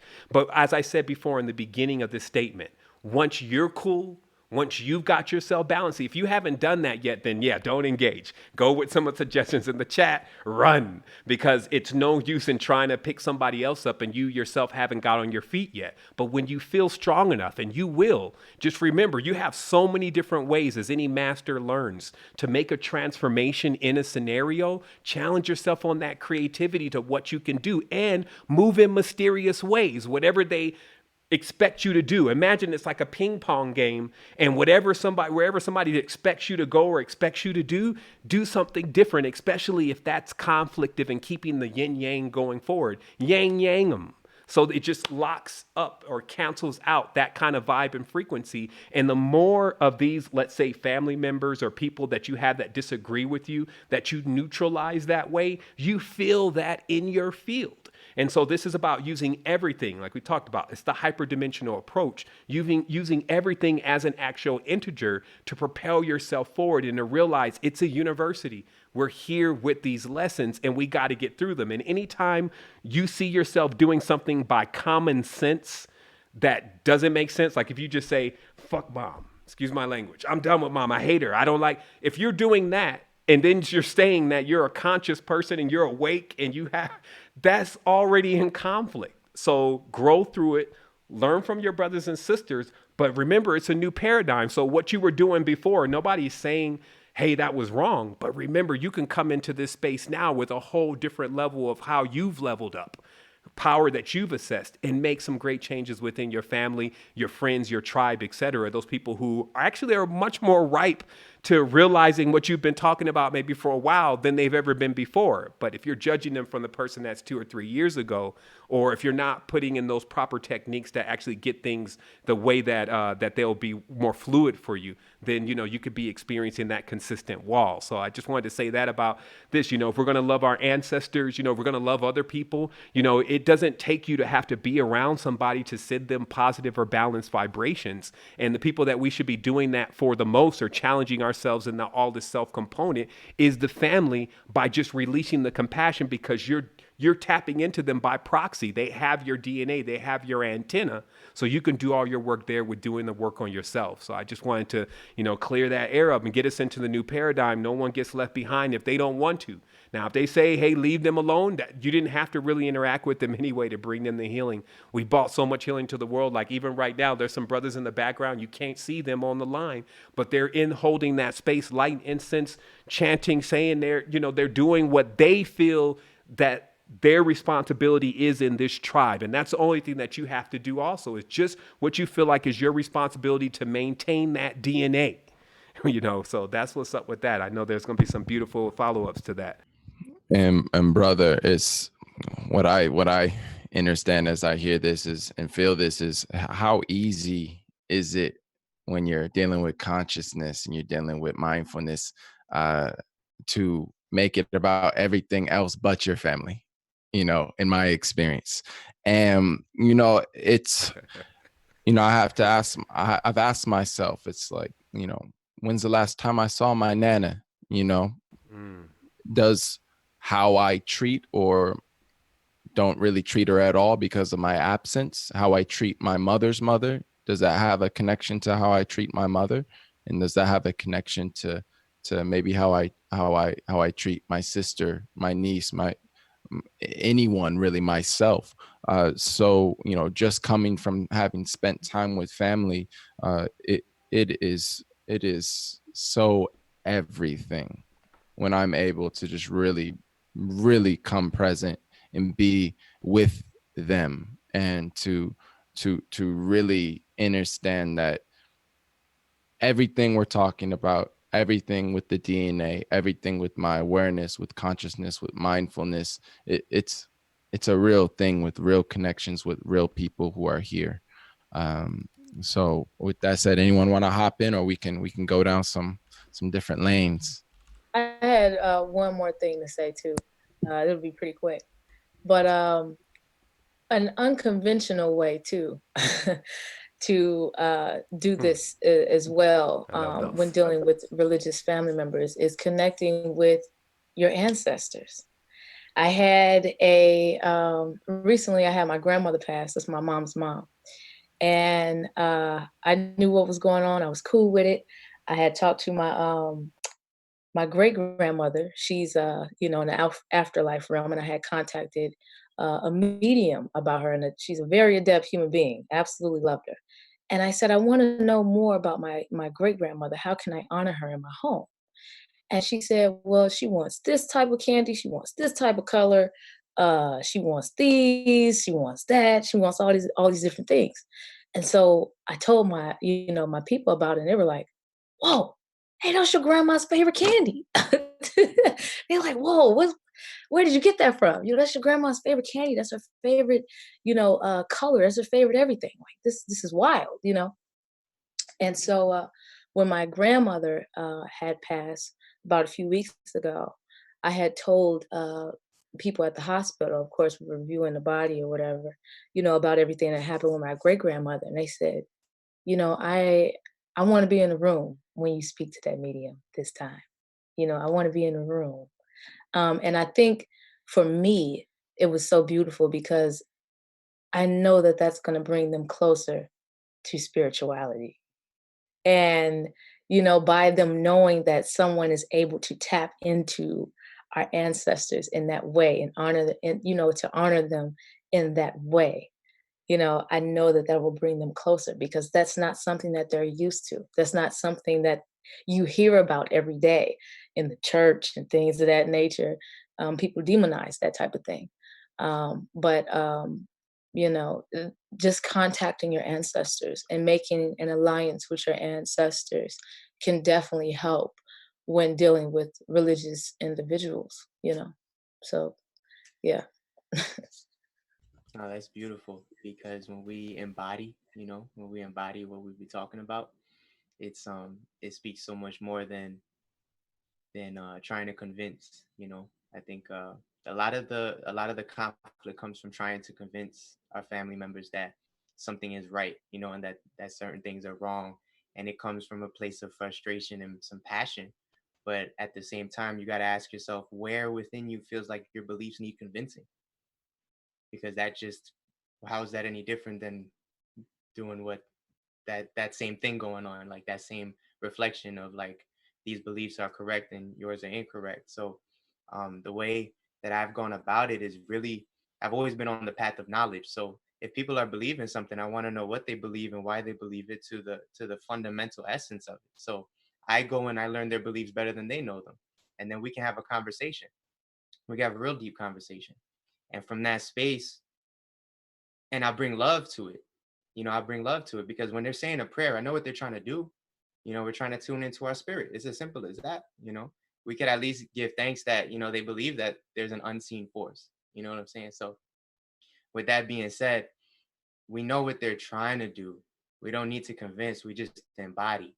And I feel that we look at these pressure chambers almost like it's basically saying, how about it are you? How about it are you? Because these people have known you at a more immature stage of your consciousness. And then now we keep saying we've grown so much. And then you're put in front of people, your family, that have known you at an earlier stage. And sometimes we hold ourselves to the perception that we think they have of us still. And you may actually find that that's a lot of projection. Give them the chance to see you and who you are now, and also give them the chance to be free of who you think they are.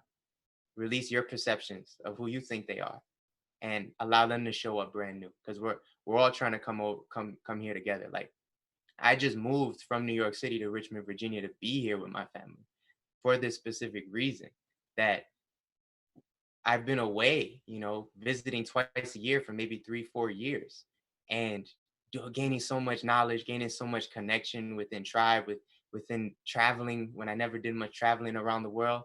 And I came to a point where I just realized, like, the biggest thing I realized was the power of connection and actually building something that matters. And where is our foundation? Well, it's home. And with our parents, what does the root chakra really correspond to is a lot of that mother-father relationship as well. So where you get to experience that mirroring so strongly and so intensely, it's unmatched. So if you can go into that fire, and if you can, we can face ourselves, and then just decide to, I'm gonna let this ride, and something's being shown here to me. You know what I'm saying? Something really is being shown here to me. The veganism is big as well, because, like, again, I'm in Richmond, Virginia, so it's just to give you a little context. It's basically Black-white community. Richmond was the capital of the Confederacy, and so there's some older part of consciousness there that is, let's just say it how it is, just racist. You know what I'm saying? So, I pull up looking like I'm straight out of Yemen, and people look at me different ways. But I went to this local food market, and it was like everybody was glowing, their skin was glowing, they were healthy, their eyes were glowing, everybody smiling at me, white or black and everything in between. And like, it was like everybody, I asked one worker one question, 3 people come up, hey, did they help you? Did they help you? Like, oh, have an amazing day. You know what I'm saying? And then it just hit me in that moment, like, hey, veganism is a higher state of consciousness. Like actually, it may actually be better to approach it, as you said, Seven, that way. So I'm over here making a mushroom Wellington for dinner, and they're watching me so intently. You know what I'm saying? they're watching me so intently. They're like, hey, why does that mushroom have so much fluid? What is all that? And I'm like, well, the mushroom has a lot of water in it. And mushrooms actually form the basis of the forest. And they carry the information and the water for the whole forest through their mycelia. So what you're seeing right now is this draining its fluid. And I'm like, oh, wow. You know, it's like, it's just being able to connect it in that way, you know? And so I really feel like if you care, learn what they believe, you know what I'm saying? And then if you can understand why they would have came to a conclusion, what essentially you'll find is that they made a decision somewhere to not keep going on. They made a decision to surrender to something they don't understand. And if you can come to that point and just understand that and have the compassion and just be patient, you know, and be patient to keep holding the space that you're doing today, that you're holding. We can just show them who we are, and they'll make their own decisions. So when I go into my honorings, I ask for the highest possible timeline, and I step into it immediately. And I trust that everybody's being presented with exactly what they need in this now moment. So just know that everybody has that choice, you know. And man, even like Jehovah Witnesses came to knock on the door, you know, and when they came, I was waiting on an ambassador train and I missed the first 30 minutes. But either way, what I witnessed was like, I knew insights to the Bible that they had never had presented to them before. And, you know, a lot of times they'll just focus on the part about surrendering, you know, the part about Jesus is your only way and those types of verses. And then I'll just flip it and just say, you know, like Matthew 6:22 was talking about, if your eye be single, your body will be full of light. And then I start talking about the pineal gland and how you have this pine-shaped gland in your body that releases a fluid. And this is, you can look into your brain right now. It's right there. It secretes melatonin. And you're like, wow, I never had it presented to me like that. And because this is all about us coming together. It's always going to be about us coming together. If you say, let's go, if you say you got to go over there, it needs to be a boundary that you really understand. Like those frequencies need to stay over there for a certain reason for them to grow, because they're in a state that's actually destructive to anybody around them. And that's understandable. But a lot of times we can give up too soon. And, you know, that's just indicating where we are in our process, you know? So, man, give thanks. I give thanks. Well, I got a little brother, joke. I can tell you've been living that vegan life, because I mean, brother, I mean, it's clear that you're about that. It's very clear that you're about that, and you kept it 100 with the how easy it is to slip back into, you know, who you used to be, especially with family or folks that knew you back in the day. I can definitely resonate with that. And brother, you gave the Jehovah's Witness the love that they needed. You know what I mean? And how many different ways can we really, how many infinite ways can we be love and give love? And so that's just really one example as I see it. And like you said, it's about coming together and how strong we are in these connections of all sorts, and how strong we are together. We talked about power of choices earlier. I want to honor another question. Wait, 1 second there. They got me rolling over. By the way, if anybody sees me looking off to the left, it's because I am working on doing some moderation, since it does allow me to do that. Others are talking. It's beautiful. I just wanted to bring light to Holly. Somebody said, if you don't ring those bells in the background, it's just too tempting for them. They want to hear it. I just thought that was funny. It kind of had me rolling. Also, there's one brother that's jetting out of here, and I think he had joined the conversation beforehand and didn't get a chance to get any of his questions answered. So I did tell him that I would just summarize his questions. His name is Bodhisattva Singh. You know, the brother seems very enlightened. Hopefully we can have him on the panel. He has an extensive knowledge about these ancient cultures, especially it seems like those who traffic the Indus Valley, you know, our favorites. So I just wanted to answer some questions in relation to what he was saying about some contradictions between my message in relation to some of the illustrious characters of the past, in this case, Buddha and Muhammad. And what he's saying is he's basically echoing my statement that Kalki was actually Muhammad. But then he's asking, but maybe a couple years ago I said that the Muhammad did not exist, and then something to the tune of that same thing with Buddha. But I think that he actually answered his own questions. I know he's been following the message for a while, because he did say that all of these religions are externalizations of, in short, real masters, real elders' stories, and the process that they laid for us of getting ourselves back into balance, or into balance, and on with our expansion. And so with that, in your own revelation, that's exactly what we're talking about here. When I began this, instead of trying to figure out who's who and what's what, I didn't feel like I had to do that. I could just remove everything, because I have myself. Meaning, if I wanted to start this trying to figure out if Jesus is authentic or Buddha's authentic or any of that, I think I would actually still be heading in the wrong direction.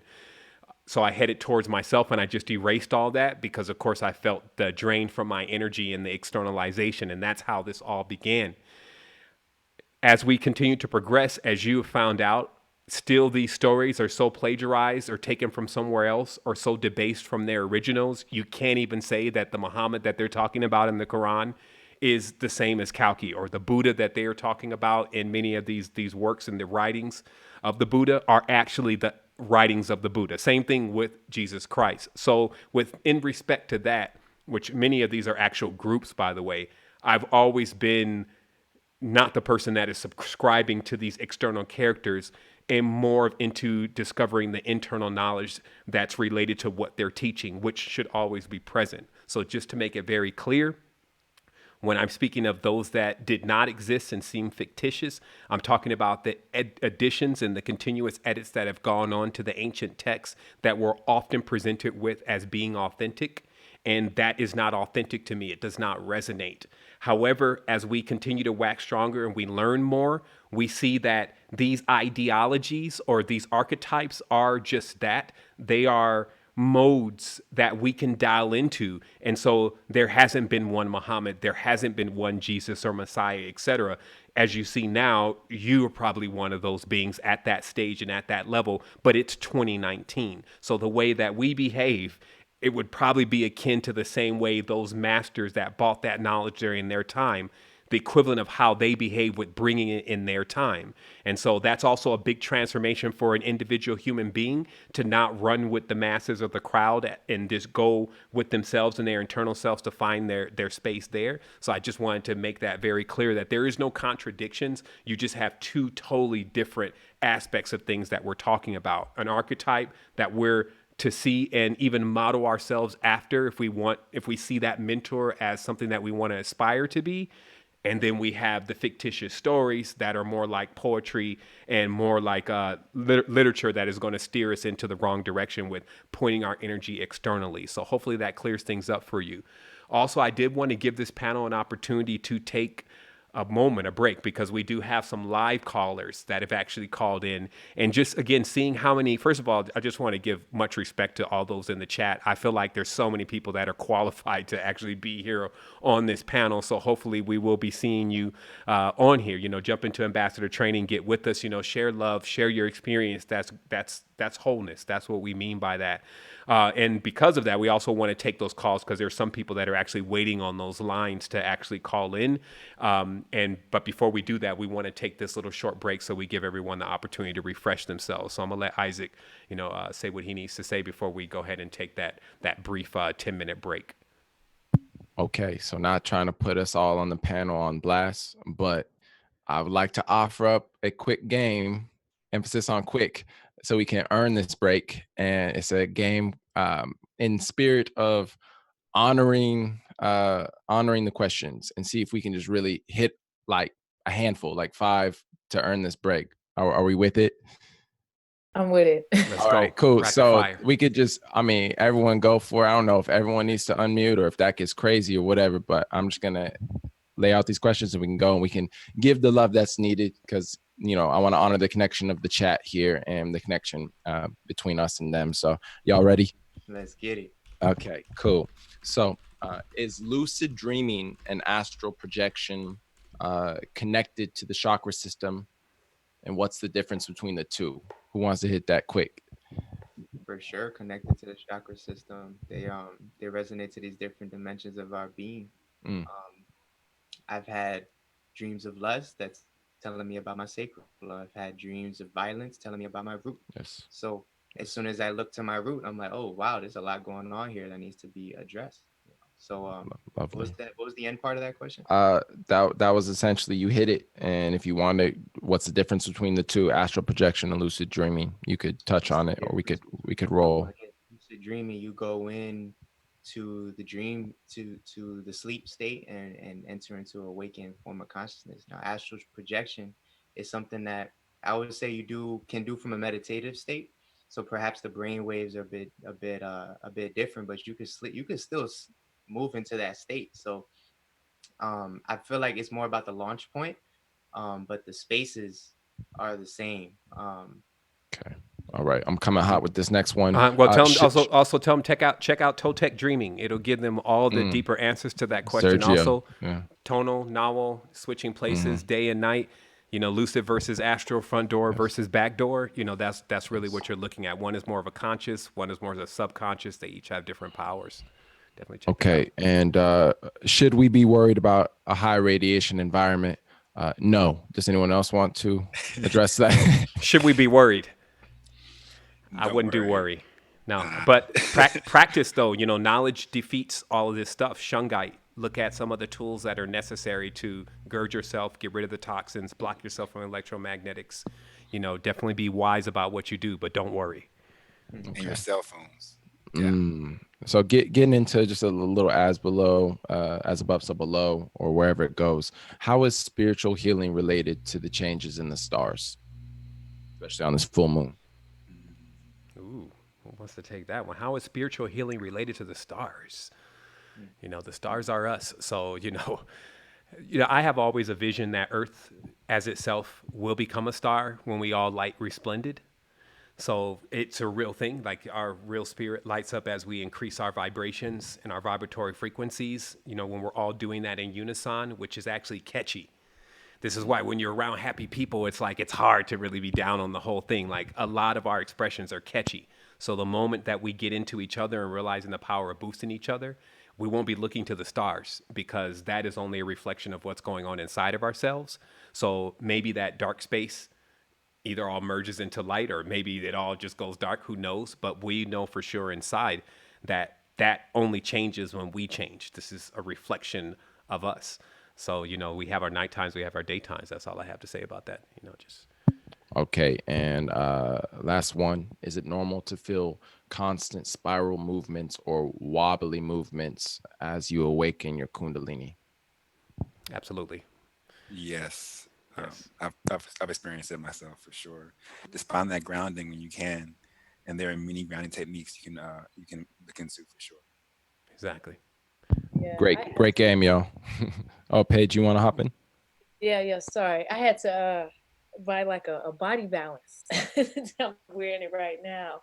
I had to buy a body balance. It was times where I was like falling out. You know what I mean? Doing certain Kundalini, you know, exercises, and like feeling that wobbling, and you know, just even moving around throughout space. So yeah, that's definitely normal. Yeah. I have no further questions. Dope. All right, so we're going to take a quick moment. We're going to refresh. We're going to come forward. We're going to close it down. You know, we're already at the 2-hour mark, so we're going to be about 20 more minutes. Hopefully we can rapid fire some of these calls coming in. But we do want to honor those that called in, so we're going to do that. So let's just take a quick moment, and then we're going to come forward. I'm sure everyone wants to get an opportunity to refresh themselves. You could do so, and then come right in. We'll get ready to get this thing right for the weekend. It's full. It's one day off full moon, so it's still full moon. So this is the perfect time to really get that harvest going. And so thank you so much for participating, and we're going to come forward in just a moment. Here we go. They witnessed the magic. Like there's some times and some things that have happened that people have been around and been like, okay, clearly something is like, because how these numbers and everything will just start lining up and it'll just be weird. And that's the most maybe that you can catch a hint of what's going on. It's not extrovert. You see, like the energy itself is not an extrovert. That's why it ended up attaining the level that it was able to obtain. So there's going to be little for man to see externally, about its actual presence, that it is around. It tries to keep a low profile as possible. It's cloaked. It has no interest. Like, that's even when I first came through, it was like, look, man, do not look in anybody's eyes. You have no interests. Because once you look into their eyes, then you can see everything they hold to be to the highest. You only see that's what you see first. Which is interesting, because that's like on the outer, that's the first thing, that's what a person's soul consists of, basically, is what they treasure the most. And you'd be surprised if you just see some cabinets and some, like I saw an armor all and some pictures and just something that you would be like, but then you see the sentiment, the family pictures, the kids. So this is all like a person's life could be summed up at times. But then, of course, there's others that you look in and there's something totally different going on. And this was another part of the process was, so my whole thing was, since I had all these cars and everything, that everybody really saw me in this high level. They, you know, all the time. So this next level consisted of me walking a lot. I still had them Ferragamos on, but I was walking. Like, when I first got hit with this wave, like, all the cars were gone, and then I was just walking late at night, like 2 in the morning, just walking through the whole city, and it would be just showing me all of these different things, like signs and symbols that you normally can't see. People doing things at 2, 3 in the morning on the side, some places, you know, and knowing that they're doing certain kind of rituals and things, and being stopped off someone walking, told to look down, and then look down, see a pentagram drawn right there, and then made to understand, don't walk over certain things, like, because that's how people siphon energy. They just, it was in a park, and it was like where everybody comes out of the park at, and it was still dirt. And when it said stop, because I was like so in tune to stop, it said look down. I looked down, and there's a pentagram there that says, so okay, so this is how this works. Every time a person steps over this, it takes a little bit of energy, not something that they can really feel, but enough. And that's the ritual that's been done here. So you want to avoid these kind of things and always be mindful of these kind of things. Doorsteps, like you watch, stop, look up.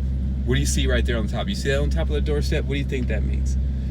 Just lock that in your mind. Now look on the left, look on the right. There's 2 other things right there, right? That's a seal. So when you walk in here, you're no longer in your own complete power, because the door is binded. So if you've been invited into this, then you go. But if you haven't been invited, like a courthouse, they give you an invitation to go. It is a vessel docked on land, a Masonic vessel docked on land. When you come in, from the time you get there, granted they build every single courthouse with, as we know, every single courthouse and post office is all the granite from Stone Mountain, which apparently they say that same vein runs into Kemet. Welcome to Unobtrusive Marketing. Unobtrusive marketing is a term we created to explain how you could earn commissions while sharing mindful content on our site that you love and think your friends will be interested in. After you've become an affiliate, you will be given access to your own dashboard. In this dashboard, you can turn normal website content URLs into special links that can be detected by our system to track if any of our site viewers have been referred by you. After clicking a link, most users continue to browse the site. In the event they make a purchase from our store, you'll receive commissions. It's that simple. The key to unobtrusive marketing is your friends can be invited to the site to enjoy metaphysical content and other things they love, and you don't have to bother them with links about products and sales opportunities. That's being mindful.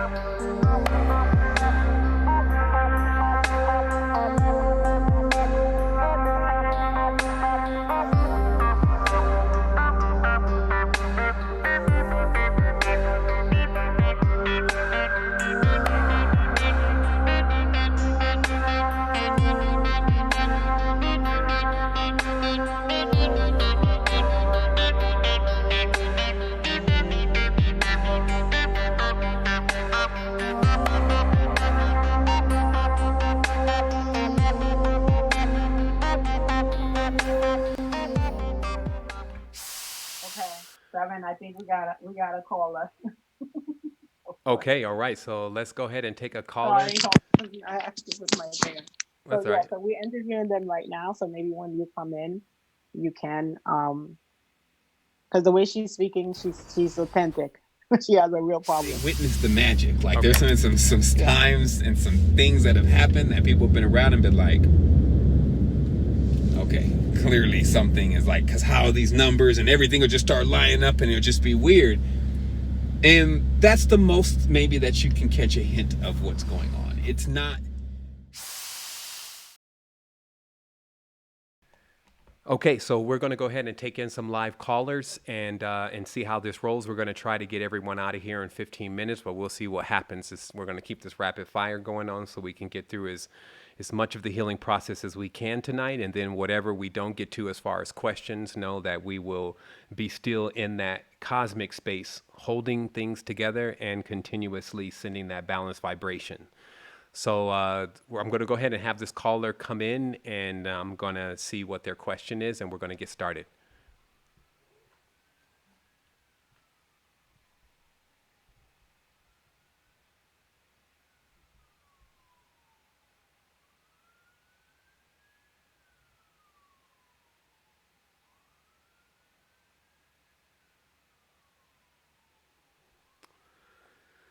Okay, just give us a quick moment. We can go ahead and start with the question until the person gets on the line. This is a little bit different than how it works. So I'm not sure exactly how they're going to come in, but they're going to call in and then we'll hear them. Absolutely. Absolutely. Okay. So to warm it up for the caller, we talked about power of choice earlier. What is the connection, or what's in the connection between your willpower or your wheel power and your higher self? I think I'm having a hard time understanding the disconnection in that case, just because that's those two are one and the same. The willpower is really what allows the connection to the higher self. You know, like it's just like the difference between an incubation phase versus like the actual reaching out. So, you know, that's as much as I can bring into that. Like these are so intricately connected. The more will that you continuously bring into yourself, the more awareness you have of who you are and how connected you are to something great and special. When a person gets their will broken, we could just look at that in the opposite way to get a better answer. When someone gets their will broken, they actually don't feel connected. They don't feel valuable. So of course, the person with a stronger will is going to feel more connected. They're going to feel more of their value and their worth within themselves. So I trust that will clear things up just a little bit. Got it. Okay. And this one is very specific. If you've been paralyzed, you know, from the chest down, how does that affect your Kundalini activation or your ability to raise that Kundalini? Kundalini is a creative force. So we have to ask that person, are you still creating? And this is just the deepest it can really go. If you feel yourself not creating anymore, because we have so many different ways to do this, then just get into creation. That is Kundalini. And we know this because when a person is activating Kundalini, if they're not very crazy, if they're not very crazy, yeah, that's the one part of it. If they're not very crazy, then it's not activating. But if they're not very creative, then that energy can kind of eat them from within. They can just, it literally feels like you have all this power, but you have nothing to actually put it into. So that's what I have to say about that is Kundalini is the creative force. And so you can just pick up on your creations and you will be activating and utilizing your Kundalini force because they're one and the same. Like some are looking for like massive, third eye, the whole spectrum changes. Lightning comes from the hands, but truly the creative force is present within all of us. And it's how we exercise and believe in that force that gives us the power to weld Kundalini properly. Absolutely. And Holly, they're asking for some practical and I'll add accessible sound healing techniques for yourself. So some of the things that I use for my own self-healing are actually tuning forks. Weighted tuning forks are a great way to tune into your body and to also increase and stimulate certain organs and certain areas of your body where you're feeling stagnation or blockages. It's also a great way to promote your lymphatic fluids flowing through your body. There's different things that you can use with tuning forks. So that's one way. Singing bowls are a great way to be able to tune into different tones and sounds and frequencies so that you can tone with your own voice using the singing bowl, and just having those tones and frequencies around you and bringing that resonance back into your body helps to rebalance things in your system as well. Absolutely. And that resonance reminds me, hopefully I'm not putting you on the spot, Brother Mark, but I believe it was in your orgasmic living workshop you did, where you had us literally sending sound vibration to different parts of our bodies. Do you got any of that for us, Mark? Yes, for sure, brother. I was actually just thinking about that humming practice of how we can tone and make it an inner hum, an inner vibration to activate and stimulate certain aspects. So if you can hum into your third eye and send it back, you'll feel it move, you'll feel it be stimulated, because energy wants to go into those places, and anywhere that's stagnated, you could bring energy into those spaces. So I've learned I could hum into my shoulder and start breaking it up. There's just different applications for that sound. I would say that's the most accessible, beginning with the toning. And don't be afraid to go as low as you possibly can to get into that root. That's actually one of the most satisfying feelings, is to go all the way down there. And there's people that go even below me. So what I want everybody to do is really explore that range that this vocal, these chords have, that's voice box, and what we can do with it. And that actually even chimes right into those who, because there was another question following up about paralyzed legs or just lack of movement, paralyzed body. He's hitting it right there. Like, you're getting your answer. Hum into those places, send those vibrations in those spaces. And when you meditate, you will feel that force. To me, it's all, well, not even to me. If you understand the body, when one part or two parts or three parts are not working or not having to work, it pushes more energy into the other parts. So it's important to remember that you are probably sitting on some pretty amazing abilities that you're looking at as an impediment. And actually, the most enigmatic motivational speaker right now has no legs. And he's pegging it every time as number one up there, even over Tony Robbins. So I just seeing, if you can still breathe, if you're moving, you got something. So just always remember, you're here with your brothers and sisters. The tribe is here. We're present. But also, pick yourself up from another level and seeing that, hey, this thing always works the same way. The poison comes with the cure.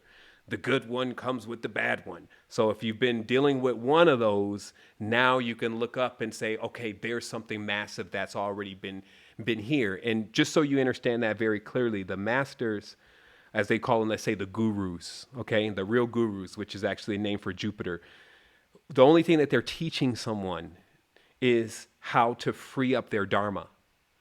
And so gurus can kind of spot that on you. They can spot really good people that have pent up dharma, because there's really good people, but they may be suffering and, broke and all these different things that they feel like shouldn't be happening to them, because there's actually a technique to releasing your dharma, and it tends to becoming aware of your power and your potential and your abilities versus your impediments, your lacks and your losses. So it's just important to always remember that, what you could see sometimes as your disadvantage could easily be flipped into the opposite direction just by the principles that the earth and the cosmos runs on. So I just want to send that encouragement. And I believe if we're all ready, we have the live caller on the line for us. All right, Wholeness. Hello. All right, it's working. We can hear you. Hi, my name is Jamie. Thank you for taking my call. My question is related to my own personal experience and where I'm at on my journey right now. And I would like to know what is active in someone's energetic field, as well as how to heal this and this is related to attracting personalities and people that I refer to as dark energies or dark entities. Some would label them as narcissist, borderline, psychopath, and how to, my personal experience with it is waking up one day through my awakening process and seeing life in a way that I've never seen it before and not knowing why I'm seeing it this way. And then realizing through knowledge and guidance and information coming to me that there is a name for what I'm experiencing, and this is a real thing. And it's been with all of my family members, and I've kind of picked up and fled and drove to the other side of the world to create space so that I could heal. And I've been studying and trying different things, and I found you guys, and I am so grateful. This for me though has been so prevalent in my healing because it is my core of trust and self-trust, and living my whole life with all of my siblings and my parents who, you know, my siblings are all very much older than me. I'm the youngest, and not realizing the abuse and everything that I went through. And I want to let that go so bad, and creating space helps, but it doesn't obviously fix it. So I would love insight on how I can go within to heal this with them being far away from them and not having to do it face to face, because I feel safer being far away. I would love your insight, and thank you again for listening and taking my call. I appreciate it. You're welcome, sister. Thanks for calling in. Can I just share one thing about the distance and how you can begin to work on that relationship from afar? Because you are, in a sense, everything and nothing at the same time. You kind of contain everyone within yourself on some level. So you have access to those channels through yourself. So your mother, whoever it might be in your life, you can communicate with them through your own vessel, through your own inner voice. So begin to work on those relationships within your own self. How do you view them? You know, and begin to work on that. Begin to communicate with that dialogue, with those memories, and say, oh, this is what they would say. But then begin to find a different perspective for how you receive those dialogues, for example. So for me, I've had many misaligned relationships in my life, and people come in that I felt were also narcissistic and many other things. And I just had to really begin to find them within myself, no matter where I was in the world, and say, okay, how do I view them? Why do I have a resistance towards them, or towards me even? And then begin to heal it first. And then that way, when you see them again in the future, it's already resolved. All you have to do is just now hold your space and provide that divine reflection to them. And it will begin to unravel and begin to solve itself because you've already solved it within yourself. So that's just one. Yeah. Thank you. Jamie, I just want to say thank you for your question, beloved, and that I understand that sometimes being in the turbulence, you know, right there, feet on the ground is so, you know, so powerful, you know, just being within that turbulence that it's hard to even think straight and feel clear. And you should value that clarity above all else. That clarity is very, very important for everything you do.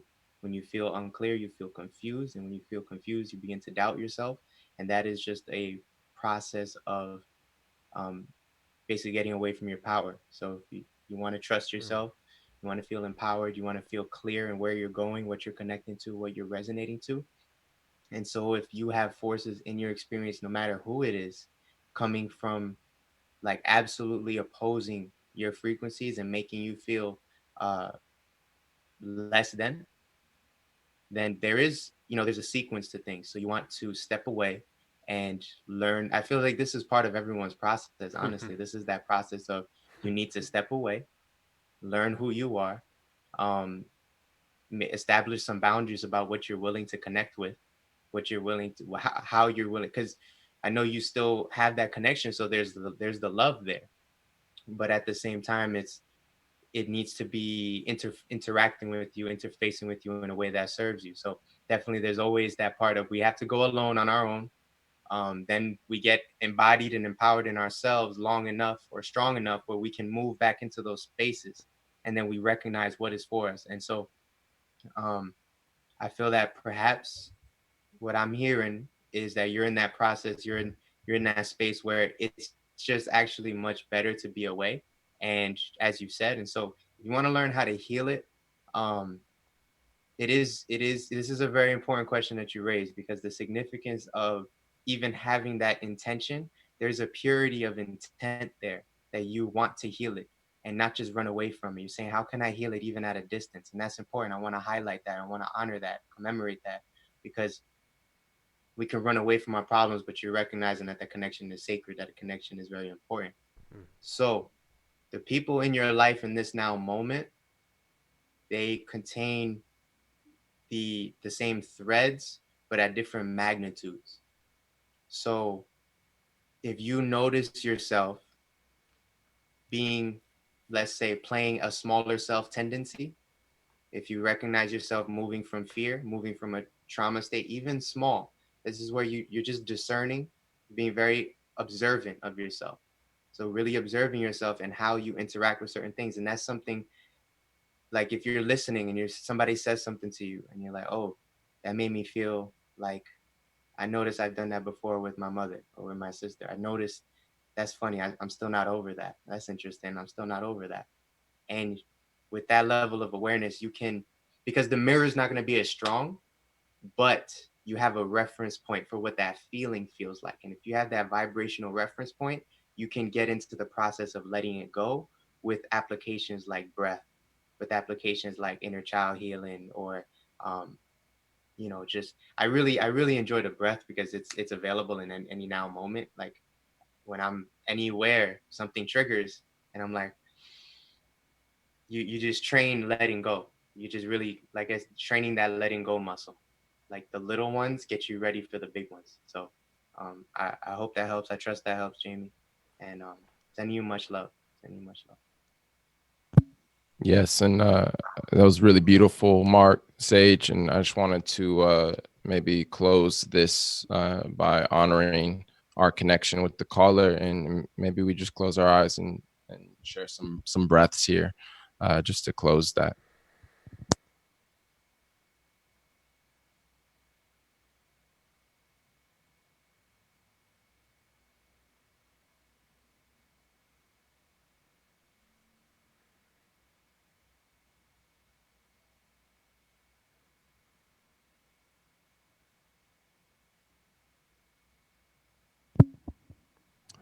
Wholeness. I did want to make a quick statement and let the sister know that there's a major part of the journey that is very sacred that you spend with yourself. Like, as Mark's saying, none of us here have not been through that position. It allows us to actually be here and to be able to deliver this message and to be able to assist others, because we took the time for ourselves to better ourselves and to really see the potential of who we truly are, which you have to do by making the moves that you've made, changing your environment. That's just one of the biggest keys to really starting to get a lot of the old essence out of the orbit and getting some of that new, fresh energy in. And I would just say is the fine balance that you have to know internally is the time that you need for yourself to learn this, learn yourself, heal, learn these techniques, breathing, etc. Like, this is not like a one-day thing, so you're just done. And then also the balance of also still keeping tribe around you. It's very important. Don't let those energies in your mind, because as you said, there were some contacts with some more of the negative sides of things, and this is just because you're shining bright. So darkness has a tendency to attract to that brightness. But you can always augment your experience now with this connection that you can share with us in real time all the time. So this is not just a show that we do. There's chat, there's specialists, there's the site, there's many different things that we put there for those just like you, which is us, the things that we saw that we needed. Like we talked about, if you don't see the portal, be the portal. Many of us woke up, there was no show, there was nothing. And we decided that we would be a part of making sure that never happens again. So I just want you to know that you have us here as pillars. Don't let this thing corner you and get you all in there. You know how it can do. Just know that you can always call on us and we can share this connection. So I just wanted to make sure that you understand that you're in that phase. You've rode off from the island. Sometimes it starts to get out of view. You don't see where you're going. and you may question a little bit about your moves, but no, you're definitely on the right track, because synchronicity allows you to understand this is why you're here. We all have orbits. And so to get into the line, I think there was some few people that called in. Maybe the questions weren't exactly in tune properly. They didn't get through. You got through because there's a connection in the resonance. I found that the greatest thing was not so much as what I was going through, but the people that I was somehow bumping into. It was letting me know more about me. That's where I was finding that information out at. So I just want to give you that encouragement, sister, and let you know that you're vibrating really high. You're coming out of something, and it's just going to make you such a splendid, amazing person. It's a strong, mighty walk. So I just wanted to just give you all the encouragement that I can, but we can go beyond those words and we get into action. And then likewise, I also want to say, just much love to this panel, and to also the people that are behind this panel and these chats, running this, putting this together. It's been, for all of us, a mighty walk, and to get to this point of connection and unity where we're sharing this knowledge and we're offering different perspectives, but that really seem the same. They're just fine keys that fit right into those chakras. And that's what the Keymakers is really about. So I just wanted to let you know, thank you so much for taking your time and sharing with us and seeing us as a solution for what you're experiencing is so important.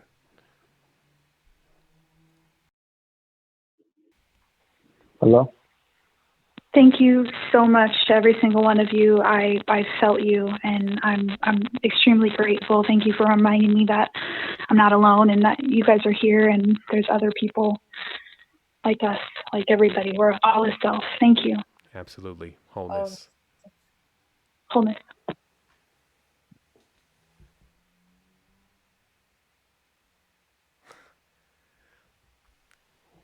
Well, I see everybody wants to let it breathe. So we're at that 9:35 point on Costa Rica time. It's hard for me to say goodbye. So I'm not really the one you want to count on for that. But I do know, we have to move on to our spaces, but we're going to close this space properly. So I'm just going to turn this over to Isaac, and he's probably going to turn it over to Mark, and then we're going to go ahead and close out. But I just want to make sure on that end that there's nothing else that needs to come through or that we need to be handling tonight in light of the time. Oh, man. Hello? I think you're muted, bro. I think there's somebody in that may have got called in, put in, piped into the line. Maybe I'm not checking my notes. One more caller. Yeah, there's one more caller. Excuse me. Let's do it. Okay, I'm closing out on top of the caller. Okay, wholeness, brother. We can hear you. Oh, hey, how y'all doing? I'm doing pretty good. Doing great, man. Excellent. Hey, excellent. I'm glad to be on the panel talking to everybody. Wholeness and balance and vibrations. Wholeness. My name's Antoine Anderson. I was just calling asking about pulling in cosmic energy. And do y'all know anything about the Egyptians when they used to say about when you pull in this type of energy, that there are certain traps and things that was in place as far as like the border of death and trying to get over the border of death? Mm-hmm. And basically like just the Egyptian side of things. I know that there's a lot of other ways about it, but as far as like how I learned from bringing in my Kundalini and making it rise, I really turned towards the Egyptian side using like tools like the wands of Horus with copper and zinc with the crystals within there, and then the shoes, not the shoes, but the insoles for like the ba and the ka for your left and your right, the yin and the yang, and things like that, and like using this energy to bring in your energetic bodies, trying to resonate with the Earth's 7 energetical bodies and your bodies as well. And once you get this energy, what are things that like you need to do to help to create or manifest what you want to manifest in life? This is a very vast question that actually has been answered over a series of episodes. I can't say that this has all been condensed in one space because you're presenting quite a few different things. So I'll try to address some of these things and then, see what the panel is able to handle. I'll just handle the commitment aspects of exactly what was being practiced from the ancient context. And this is why, this is kind of chime it into the Keymakers, because we have to see that the same acts that were practiced in the Tibetan Empire were also practiced in the Indus Valley. And this would get us into understanding that this is just the stages of consciousness that are being highlighted, and the acts of how to maintain yourself through these stages. And a lot of times, let's say if you're looking at the end of the movie before the beginning, maybe you missed the story. So there's a lot about, let's say, the power overall that's constantly pushed out in the Tibetan knowledge, because it's just, it's all a part of the whole thing. But there's a lot of talk about the power and the rods of Ra and these different levels and aspects of being able to control the power. But then if you ask a person what exactly they're going to do with the power, they're kind of like blank in that mode. So thus they never receive the power. And it's because the power only, in this case, the energy, it only really comes accompanied with the mission. And then the mission is really a walk of compassion, unless you want to, get into some of the more darker, unbalanced forces, which I'm sure that you don't if you're here today with just the questions. So what I would say is that it's less emphasis on all of these details, because many of those details have actually been put in there by the priest of Amen, which came after really more the knowledge that was brought about in Kemet. So it gets heavily really more into the brain. So you find yourself trying to think yourself into a higher state of consciousness when that's impossible. The brain is actually not capable of being a positron, only the heart is. And what that means is that whole accessing the brain for more power has its limits, and you've probably actually reached those limits. To get into the other space really works more on actions. So it's really doing the things that show those invisible forces that you're ready for the power, and not ready in a sense like you're being challenged or tested, but ready in a sense that you're being protected. Because to turn on these powers and these abilities, because it's not like X-Men comics and, all of how they depict things on a video game and you blink and you come back to life. This is very serious stuff. And it has the potential to do many things. I'll just say it that way. So, of course, your ancestors, your parents, you would want to make sure that you went through that process properly. So you're grooming yourself. That's what we call the invisible college. You're grooming yourself for a certain role and ideal that you've put into your own consciousness. So now you're going to take yourself through the proper process to get there the balanced way as possible, the most balanced way possible, meaning cite the elders for knowledge. Give me more knowledge about these specific things. And that's why I was saying you're also asking questions that are more expanded than what we can answer today on this conversation. I'm not sure how much of the past work that you've looked at, but I would encourage you just to go from where we're at and any of our materials and start moving back videos, and you'll find that synchronistic connection with the knowledge that you're looking for, because we bring knowledge in real time. And I just find that out of having so many powers and abilities, this is just like, to me, it's like skills. Like you see, there's machines back here. I can run these different machines. I have different skills, but what skill is really the most applicable for what people need or what I need right now? That's why the machine's not running. The skill of me being on this phone, hooking this stuff up, that's more of needed. So let's say if we got power to push stars around, but what's really needed is for us to be there with children, then we're kind of out of our place with that power. And getting where we need to be actually gives us the same feeling that we would have if we pushed into that level of power that we have as an ideal. So seeing those changes, and that's connected again in your uniqueness, seeing those changes and what's going on in the reality in real time, pulling out of the books. The books are dope. I love them. I like it as like a more of an entertainment thing though, because I realize it's just about how much power I put in meditation. And your last question was about, well, when you can meditate all the time and not, I can meditate now in this tense as an advanced meditator. But at this point, what I wanted to conclude in telling you is, you asked about being able to basically, what can you do with this power once you have this power?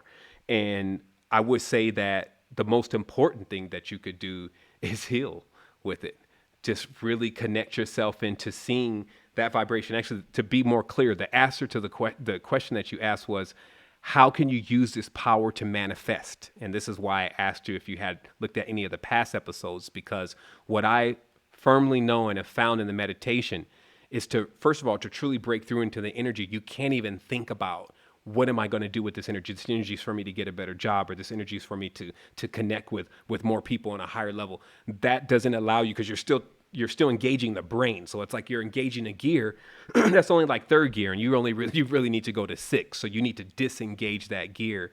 And so then what happens is you just work on building energy, what you learn in the meditation, focusing on the breathing, focusing on things that have nothing to do with logic and data. You can put your mind in how you work with your mind is you put it into mantra. Mantra doesn't have to be something that you learn from some book or whatever. It could be something simple that you say to yourself: stay focused, stay on point, stay on top. We need this. The mantras basically give you the ability to breach past the random thoughts by giving the mental mind something to do. And then ultimately you want to focus on the breathing, and then that's building energy. And whatever you want to do with that energy, or whatever is needed with that energy, you'll have the reserve. So it's just like you're just building up the bank of the energy. Let your higher self determine what that energy is going to be used for, not your mind. So then you just only get tapped into building the energy, and just know when you feel that woozy feeling, like if you've tried any of the stuff that you're talking about, you feel that, okay, something's happening. I don't know what's going to happen if I keep going further than this. Just remember, all that energy is going down a pipeline, and it's connecting you to that, what we call higher self, yourself. So I just, I preface it that way. It's as much as I can do with it just in the time that's allotted. But I would definitely look to be inspired by those also on this line for answers in relation to that. Cool. And just to share my quick testimony of understanding to respond to what you brought forward and present is I am understanding that the natural state of a sovereign is a creator, a builder, and a bridge maker, and all of those enjoy. And in the rawness of those 7 ventricles of the heart. And I'm seeing through feeling that this increasingly simply means to get out of my own way and to get into my own way and my own way of heart. So that's what I got for you, brother. There we are. I wanted to talk about that, the magnetism of the energy building, that if you want to really manifest, you want to manifest blissfully, easily, and the easiest way to do that is to be your own flow, create your own flow by stacking the energy on top of itself. So as you build, it's really the most simple thing to do is tune in and access your own energy. And once you continue doing that, the magnetism speaks for itself. So you'll get into that synchronistic flow where the manifestations are happening. I would say that simplifying what you're about and where you're going will make those manifestations come across even faster. So getting really clear on what you want, so to speak, is not really a want, it's more of a response.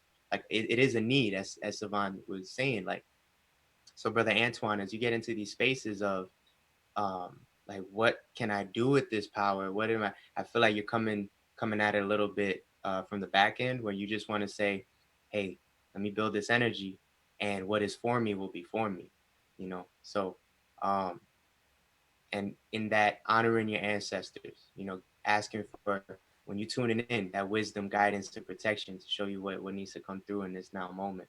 So yeah, just keep building the energy. It's the simplest thing. You want to keep it simple. You don't want to come into meditation with all these thought form projections, when we could, honestly, things come to you and you want to be listening. You want to be receptive. There's a time to project, but in those meditative moments of just stacking energy, it just needs to be simple. Just like a circuit, you have one pole and another pole, it just needs to turn. With every additional idea you put in there, it's just added resistance. So you just want to keep it turning, keep it turning, keep it turning.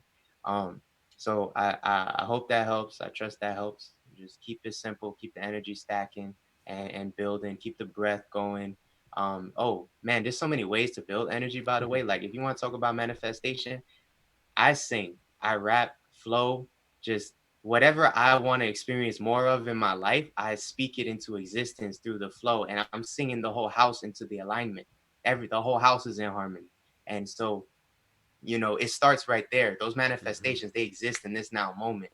So if you tune in with that joy, that abundance, that excitement. Follow your excitement. What is your soul excited about? Not the mental excitement that creates fuzziness, the excitement that is just like, there's no words, I'm there, you know, and so it's ready for you, it's right there. So the more you tune into it and you bring that energy forward, it'll come full circle, full spiral for you to continue experiencing. So, because it's funny when we ask for the manifestations, it just continues to unfold in a way that we weren't necessarily ready for. But you can trust this: whatever you asked for is going to require the energy to meet it.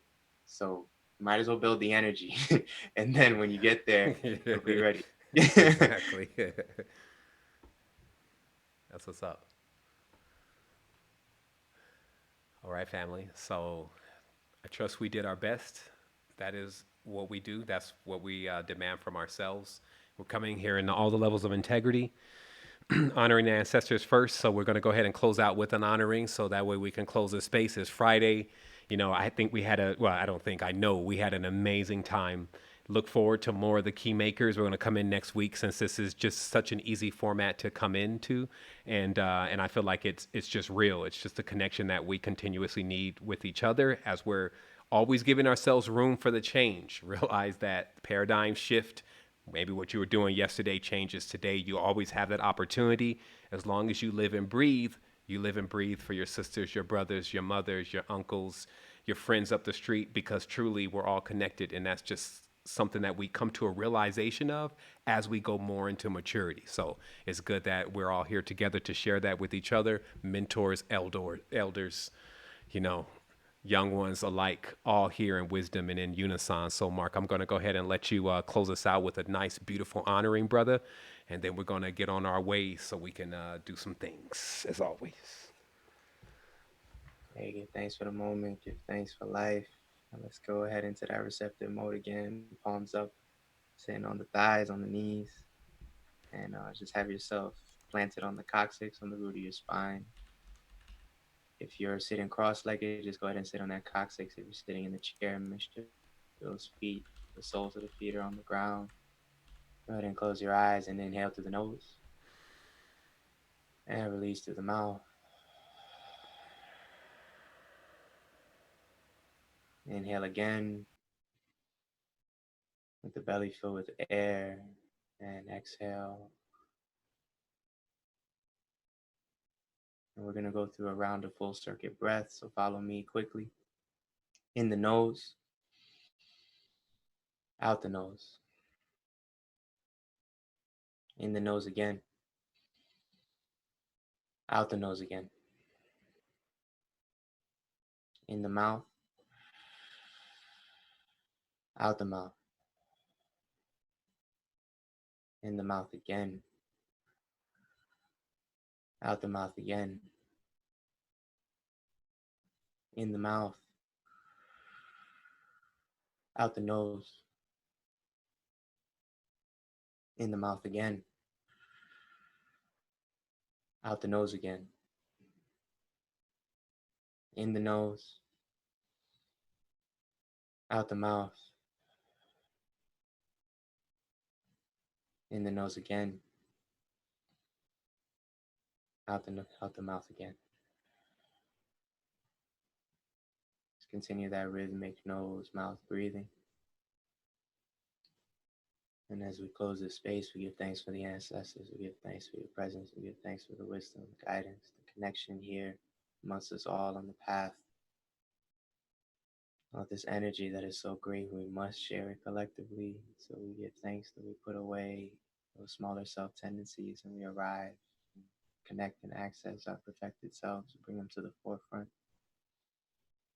We give thanks for the unique expressions, for the questions, the insights, all that was brought forward in these now moments. We give thanks for the guardians in these spaces, holding space for this collective healing.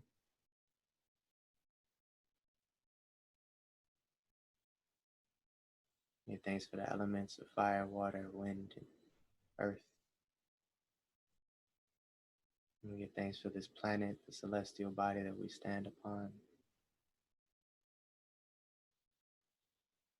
We give thanks and we honor this awareness that we have. commemorating our growth. And we've made it here in this moment. Let us too honor these vehicles, this physical structure, and all the constituents within it, the blood, the bone, all the fluids, the organs, bone marrow, vital fluids, skin. With all the information that was presented today, we received it with our whole being, letting ourselves just bathe in that information, and not feeling the need to process it with just the mind, but allowing the body to process it as well. So that healing can come full circle all the way through.